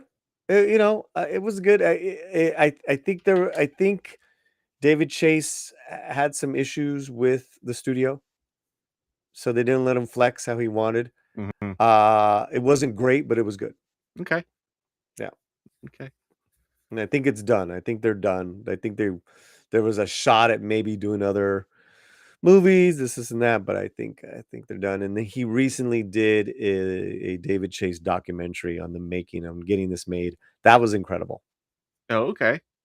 Yeah, if you're a fan of how shows got made or how things happen in TV, that's a great documentary. I think it's called Wise Guy. Okay. That's on HBO. Let me look it up for you guys. But David Chase grew up with these guys. Okay. He was a was he Newark? I was born in New York. Um. Yeah. But it's called Wise Guy, the David Chase, and that came out last year. That's on HBO. Okay. Yeah. Very good. Very good. Well, let's get on to your next one. And that I'll try. is I'll try to go fast. no problem. Mad Men. Yes. This is another one. Never No. watched it. But knew Mm. it was one of those things where a lot of people enjoyed it. Um, Yeah. right, and this is This is one of early my '60s, right? Is the setting correct? season 2 DVD box set of Mad Men. Here, let's. Yeah. I mean, it kind of was um what Sopranos was for HBO. This was for AMC. Mhm. I believe he was either season before the first season of Walking Dead. That this was their golden time Yeah, because they also had Breaking Bad. So imagine those 3 shows, right at the height of their popularity. I mean, yeah. it was. Uh-huh. Well, say, I mean, it's a phenomenal cast when you look at all the people here. Oh yeah, Slattery, Hendricks, Moss, Harris, Yeah. January Jones, a young, I forgot her name, but she's doing movies now. And then not even pictured here is Allison Brie, who's doing movies with her husband, David Franco. Then a slew of guest star actors. Hmm. So many that are working right now. Um, what was, God, oh my God, I forgot the creator of Mad Men. Oh, he wrote on The Sopranos. Okay, it's good. It's one of those. I feel like if I heard it, I would know who you're talking about. And Matt even Weiner. okay, yeah, yeah. Well, I So was the gonna say, gist of the story, the setup, guys, if you guys aren't familiar, is early '60s New York.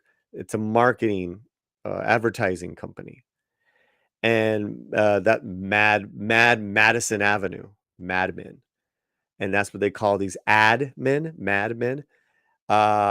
And the lead character, John Hamm plays is Don Draper, mm-hmm, and he is a uh, kind of like this phenom, creative madman, right? That comes up with the great advertising things of the day, and they play into that, right? It's oh, that's cool, Ford. Oh, that's cool, Coca Cola, you know. But he's a mysterious character because he's got a past. okay, He also has a family that is the all-American family, the all-American wife, January Jones, right? But of course, there's cracks, right? And this show gets into the cracks of that family, of him, who he really is, and it goes deeper and deeper with every season. But he's an incredible character. Like a Tony Soprano. He's not a kill. He's just a selfish prick, and he can be an asshole, mm-hmm, whether to his coworkers or to his loved ones. And he uh he's a womanizer. You get why he is because of where he comes from, but it still creates a lot of damage, and they deal with that fallout in the seasons as the kids get older and January Jones. Everyone's got great storylines in this. John Slattery is a freaking hoot. He is yeah. just like kind of like this OG, like kind of like throwing those lines out. Uh, just he I mean, everything I feel like I see him in, he's so mhm. enjoyable. Yeah. And Moss's character is the future, right? She's this female where, it's only mad men, right? What's this Mhm. female doing in here trying to like, do advertising, trying to be in our space. So she's the one that breaks through those glass ceilings, and she's fantastic, man. She's fantastic. Uh,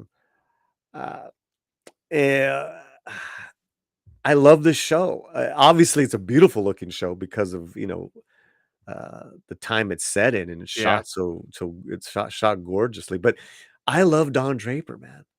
I'm very much into, as you can see, broken men, broken people, flawed men. And then Y- also y- too because he was, Paulie, you have a type, is what you're saying? I do. Yeah. I think also too with being such a drunk that I was, D- and it ruining my life and my professional life for so long that, you know, I got it. I got a lot of what this guy would who he was, who he's about, and I how was just Mhm. gonna say, you look at him and go, I could fix them. I could fix them. I know, I know. You're wrong. Don's a good guy. It's great television, guys. It's brutal. It's a great slice of tension. There's no, it is thank God it came at a time where, they didn't pull any punches, right? Yeah, Right. It was very, the a time because that's the time, late 50s, early 60s. People were, we're still ignorant, we're still racist, or we're still this and that. That's all in there. And then they kind of grow from that. It's a trip, man. yeah, Yeah. Yeah. Great show. One of my favorites. I'm, I so want to watch the part where he gives up his whole New York life and he goes on the road as a vagabond and he's just fixing muscle cars. I love that era of Don Draper. Don Draper is the coolest dude, because there's so much that slowly we learn about Don Draper, but it's there. from the beginning is that, you know, uh, he was. It's just there, right? Yeah. From everything, how to like, you know, even though he's an advertising guy, he's a pretty boy. That's not where he came from. That's not where he grew up. He had this very rough life, and then he also had to learn how to fix things like mechanical parts, and that kind of all plays in there. And then he was a war vet, but was he? Oh man, yeah, it it keeps just the Mm. onions just keep. Fuck, man, because he lies to everybody, Ricky. He lies to even his wife, who he was. And he's such a bastard, but they love him Mm. that they, you know, they forgive him in their own ways. Bruh, I ugh. I I hate that I have not watched some of the stuff that you've shared because I wish I could dive That's all into right. it more with you. But I That's all also right. love you sharing, Yeah. about it. Yeah. Yeah. I love John Hamm though. I feel like he's so underrated Well, I mean, you know, in in he Hollywood. won all the how many Emmys did he win playing this role, you know? I I mean, know, but like you know. I would love to have seen him play Bruce Wayne. Yeah, yeah, or yeah, he won primetime Emmy for this role. He received Yeah, numerous Emmy nominations, total nominations to 14. His Emmy came in fit 2015. I mean, yeah, but outstanding act. He's an outstanding actor. he is, and not only, but like Didn't he get nominated recently again? Like there was a show where he played like a sheriff or something. he might have, but I was gonna say though, like he Hmm. does drama so well because like what's the bank robbery movie with Ben Affleck and Yeah, The Town. The Town? He's in that. Hmm. Like he's so good, and I feel like his role is so small in that film. Hmm. You know, like he's not in it a lot, but when he is, he's so good. And then too, like he does comedy so well. He does comedy. Like I mean, he's Hmm. hilarious. You know, Tag. yeah, like he. That was good. Well, even I still too haven't seen Fletch. when Fletch. he's though he when he would pop up on 30 Rock. He's done a lot of I know, work, man. but I'm just like Yeah, he's I'm looking at his filmography. he's so underrated though for like something big, and like I said, like he would be such a good Batman. I feel like he'd be such a good Bruce Wayne. Um, Mhm, and but like not only that though, mhm. too, like if they did even like like a different era of Batman, like almost like think like right like if they did a 60s version of Batman where it's not the TV show, but it is that like that era of like Yeah, suits and just that technology, like uh, and just to yeah, wrap it up, it's like with this show, I was at the age, you know, uh, early 40s, the 2010s, where I really could appreciate this show. hmm Probably in my 20s, no. No way. Like, now I can't wait to watch it again. Yeah. Some great I'm really storytelling. curious. I'm like, what is Some great storytelling. I don't think because AMC is like its own chain. It's like HBO. Yeah, this kicked it off, and so did Walking Dead and Yeah, Breaking Bad. Mhm. I watched Walking Dead up to a certain point, but it just that show kept on going on and on. It was like there's no end to Mhm. this. I'm like I'm done. Oh, it is season. Is that all the seasons? It does say it's on Hulu. Mhm. Where's the? Oh, okay, here's episodes. Well, I'm getting the high sign from Romy, so maybe we can. Sure. Yeah, sorry, man. No, I no, know. no, I that's, just that's okay. realized it's been over 2 hours. Yeah, I was gonna say, well, just you did have Sanford and Son. That's a good show. I Um, mean, I can impersonate Fred Sanford yeah, anytime. Listen, Esther.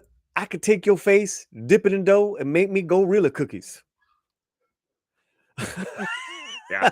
I mean, I don't know where to begin with how un-PC and wrong Sanford and Son was. Oh That yeah. is so right. You I couldn't do it discovered this today. show.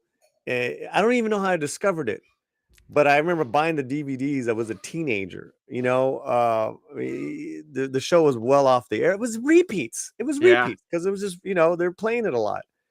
This is one of the greatest. The first 2 seasons, just brilliant, brilliant, brilliant comedy. His banter with Aunt Esther. Esther, you so ugly. Oh God, God, it's so awful.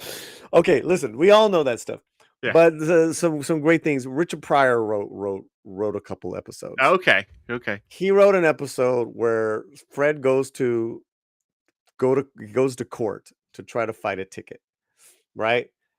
And they use the N word in this episode where he's like, look at this place. You got more, black people here, but no, he didn't say that. Yeah. Yeah.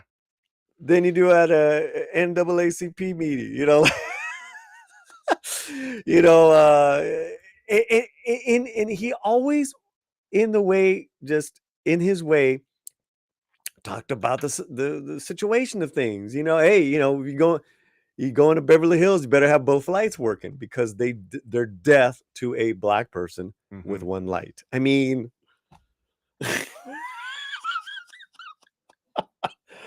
so biting and harsh, man.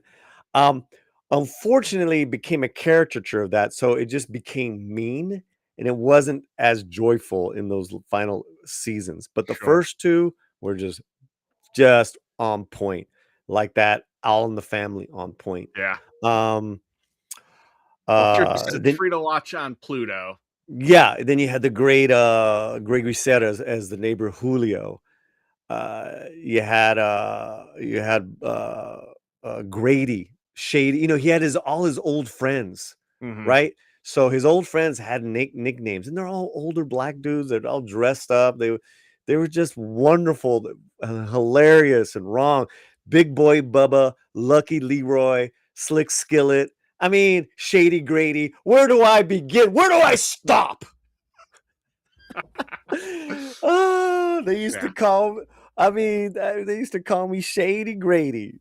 Oh God, dude, I just had so much fun with that because you didn't know the boundaries. Like you can't, we're all impersonating these Yeah. black people. I didn't give a shit. This Sure. was this one of the funniest things I've ever Well, seen. I that's one of loved those. the characters. But I mean, that shows, right? You have the appreciation for it. Yeah, yeah. I It's a good mean, show. You do that because it, you enjoy it. It makes you laugh. I mean, yeah. I'm He not threw gonna. a rent party. He threw in one of the stories. He throws a party so he can make the rent. Yeah. and he's got this older lady with the bunny ears, like as his playmate. Like he's that's gonna try to like be the host. And she takes off her jacket, and she's this very overweight woman, but in a sexy Playboy outfit. And he's like, "Darling, you looking good." Like Well, like the way you I just. love this show. Yeah. I was gonna Oh say real the way you describe it. I mean, it almost makes me think of like right when, even though it was sketch comedy, like when Chappelle Show came out. I mean, like right, everybody talked about Chappelle Show. yeah, yeah, Everybody imitated it, and yeah. again, it was one of those things everybody laughed at it. I mean, Mhm. But they were pushing boundaries in the yeah. 70s. Oh yeah. Yeah, I mean, they So did. that was it, man, and there was no more Red Fox was the ultimate, Yeah. Blue Moon comic. Very Yeah. raunchy comedy, him, Pat Morita. They were raunchy comics, man, Yeah. Yeah. and, this yeah, and he didn't need the show. He stopped doing the show because he wanted more money. Yeah. So they had like a season where it was just Grady. It was very weird. It was very weird. Yeah, Red Fox also hung out with Malcolm X as younger Wow. men. That I It was did an not know. incredible life. That is You know. You know, Impressive. sadly, most of these people have passed on. Even Lamont Wilson, Yeah. or Damon Wilson, excuse me. His name was Lamont, the son, and the son had his best friend Rollo. Yeah. Oh God, Well, there was an episode where Lamont invited these other guys to play poker at the house, and Fred was so against them playing poker because he's like, "Listen, dummy," because he always called him dummy. yeah. A fool and his money is soon parted. Well, it won't be long now, fool. And they had, so the situation was, we're gonna have this poker match, but Dad, you got to stay out of the house. Yeah. So he was always trying to get into the house to warn his son. These guys are going to take you for all your money. Yeah. And it was just so insane how Fred would get back into the house, right? And there was a part. So okay, let me back up. He had character. Yeah, I'm almost done, honey. He had his friends. Best friend was Rollo, but then the guys that came over that weren't nice guys were Rooster and Hucklebuck. Now they Okay. introduced themselves to Fred. It's like, Rooster and Hucklebuck. I know what a rooster does, but what does a Hucklebuck do? What does a hucklebuck do? I forgot, but he kind of Okay. just blew it off. So there's this point where Fred recognizes that they're playing Lamont, like they're dragging the cards from, and so he saves his son, and he's like, listen, I got a couple dollars, can I play with you guys? No, we got to go. Oh, I got, here's, and he shows the cash. So basically he takes all those guys for their money. And he says, "Oh, son, it's the oldest trick in the book. They were doing this three-finger drag, da, da, da, da, da." And it was so great because he does love his son. Yeah. He's just a dummy. Yeah. Yeah. But yeah, that's there's so many episodes that it's brings back memories, because me and my cousin, another little Mexican kid, we would impersonate these guys to each other. Yeah. Yeah, and so I wanted to share that. Oh my I love god, it. I that's love it. hilarious. I, All I right, I'm done. I'm out of here. I'm no, done. no, I love it. Love being all giggly and excited about it. It's great. Wow, Well, hey, Ollie, wow. thank you so much for sharing all your favorite picks with us tonight. Yeah, Before we end it though, real quick, do you have yeah. anything coming up? Anything you would like to share with the people Uh, watching, listening? Too much to share. I would just say, to my friends that are still with us, if you haven't, if you're watching this on the replay, subscribe to After the Weekend. Let's get his subscribers up. Let's Thank you. support this channel, and that's why we're here tonight. Have some fun, talk about stuff. But this is a really cool thing that you do with other guests. This is a lot of fun. So subscribe to this channel right now. Thank you so much. Well, before we go, I'll be quick with this. I'm actually going to be a guest over on. It's called the BS Drunk Podcast. I'm assuming it's for brother and Mm, sister. It's actually hosted by a brother and sister duo, Veta mm. and Matt, and we're going to be reviewing Captain Ron with Kurt Russell. They're Which doing one? Captain Ron with Kurt Russell and Martin Mm, Short. cool. They're doing vacation films right now over there. They invited me over, and so yeah, you might get to hear Buzz or two, since they they indulge over there on that show. Yeah. But yeah, you'll find me there, and I'll be back next week with Shanti from Pop My Culture Mm. YouTube podcast to hear about her favorite film. So looking forward to that. But then thank you so much, Paulie. It was so wonderful. I had so much fun. Sorry we went over. I appreciate you It's all being right. here. And yeah, go check out his channel and the Latino Slant website. You can find that all in the description of the podcast. But with that, we're going to say good night and goodbye. Night, See ya. guys.